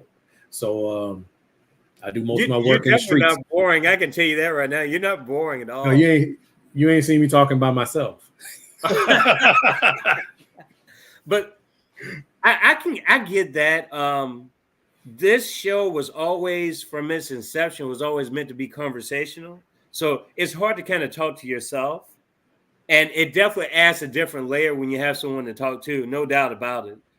But something you said there, like even when I started this, it was a therapeutic angle to it because I was so depressed in the PhD program. Like I was super depressed. There were just periods where I didn't know if I was going to make it in life, if I was going to make it through the program. And my wife already knows this. And I was able to get on the other side of that. But it definitely helped with depression. So if people are listening to this, it's definitely a great way to explore yourself mental health wise. And we all need our outlets. And absolutely. And maybe this is the way to go as opposed to the mainstream media. I know people use their own different outlets and stuff, but we all watch mainstream media. If we didn't, we'd be lying to ourselves. I mean, we see that stuff all the time. But I just hope that these independent shows continue to grow. I think Tracy's show will continue to grow. It's just sometimes it takes longer than others. You know, sometimes we all start from different points. Well, I've seen her from the beginning, and she's grown in a good, strong way, and it's organic, so that's really good for her. Same thing with Marlon's show. I'm too inconsistent to do it. Right, I'll drop a video once every blue moon. So you never know when to do it. I got like 2 different YouTube channels, and one of them got 1 video on it, and the other one got 80 videos on it. So yeah, it's just not my calling. I hope you do know, man, because the complex mind. Because I be watching some of your stuff on there, and I'm just like, he needs to keep doing this, you know. Yeah, you know, it's and not to wax long because I know I got to move. I got to do the next show, but you know, just because I believe in being as transparent as I can be. You know, like you said, this was very therapeutic for me. I was sliding into a very dark place because it was like, why is the world like this? You know, we could do better. We could do better. Right. And then you know, even though I'm more toned down now because of how I've kind of shifted some of my views, I'm still incredibly pro-Black. So it's still like, yo, forget everybody else. We need to learn how to center ourselves so that we can work on ourselves, right? And if you picked up on it as we were talking through all the different things, it still comes back to, you know, you got to look at yourself and you got to be willing to have the difficult conversations. Mm-hmm. You got to be willing to fight and argue and be messy so that you can come out with something that makes more sense. And our community is so fractured, mainly because we can't even decide on what a community is. It's a very long and cumbersome journey that brought us here. And it also depends on how you're entering the story, right? Are you entering the story as a member of the diaspora? Mm-hmm. Are you entering the story as a descendant of American chattel slavery?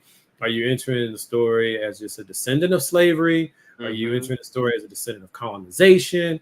You know, are you upper class Black, middle class, lower class Black? Like all of these things are in there. And then we're all running away from our identity. No, mm-hmm. I'm not Black. I'm African American. No, I'm not African American. I'm American. No, I'm not this. I'm Afro Latino. No, bro. When I walked up on you, you were black, right? So, so we spend so much time trying to sort through our identities. We can't get to some of the more intricate things. Religion, I grew up more or less religious. I appreciate it. I'm saying this because if you listen to a lot of the things I speak and you go through some of my content, you would think that I'm against it. No, I'm not. I'm not against religion. Well, correction. I'm not against the faith. I have very real problems with religion. But even in that, it's a tool. And I challenge you that if you are a member of the religious community, how are you using that tool? So stuff like that. But yeah, I really do appreciate you, bro. Like I said, I warned you up front. You let me start talking. There's nothing wrong with that. No, because I'm going to tell you, Theus, I got to plug in a few subsequent conversations coming down the road. This show is very much a people's forum too. And I'm meeting a person for the first time. His name is Anthony Dax Simpson. He's creating a forum, an organization called Voices of Poverty. This is the first time I've interacted with him face to face like we are right now. And that conversation is going to happen this upcoming Wednesday. We have renowned economist Jack Rasmus. Dr. Jack Rasmus is coming on for I don't know how many times, but he's going to come in to discuss the economy, the state of the economy, the election. If you haven't checked out some of this content before, I recommend it. There's just so many people we've had onto the show. It's not even funny. Finkelstein has been on 3 different times. Norman Finkelstein. Cornel West has been on twice. Dr. Stein has been on. We have my dad and my cousin, my first cousin, are coming on to the show next weekend. My dad made a lot of headwinds too on his first appearance, which was the 100th episode to commemorate the 100th episode of Kiko's Free Thinkers Forum. And so he's coming back on with our first cousin. I'm sure there's going to be a lot of debate back and forth like we had today. And Margaret Kimberly from Black Agenda Report is also coming on this upcoming week. We have a lot of people just coming on down the road. And so stay tuned, beautiful people. We have something for everybody. My Spanish lessons, I'm going to have my second set of lessons coming out next week, free of charge. Everything is free on this show. There's no paywall. So what everyone sees is what you get. And that's the way we have it here at Kiko's Free Thinkers Forum, basically a public people's forum. And if you don't have anything else to add, Theus, I'm going to close it out here and say that it's been a wonderful conversation, and we can't wait to have you back onto the show. I appreciate it. Whether it's me and you together, whether it's me, you, Marlon, Tracy, or whoever it is, I can't wait to have this conversation again. Yeah, man, it's been beautiful. I appreciate it. Thank you so much. And Our United Core people, check it out. And I'm going to link all of the information in the episode description. Make sure you check that information below the episode with Marlon's channel, Tracy's channel. I'm going to plug in your channel too, even though you're not on that as consistently. I'm still going to plug it in there, and Our United Core site as well, complexsimplemind.com. All that stuff I'm going to put in the episode description. Enjoy your night, beautiful people. We'll talk soon. Cheers, everybody.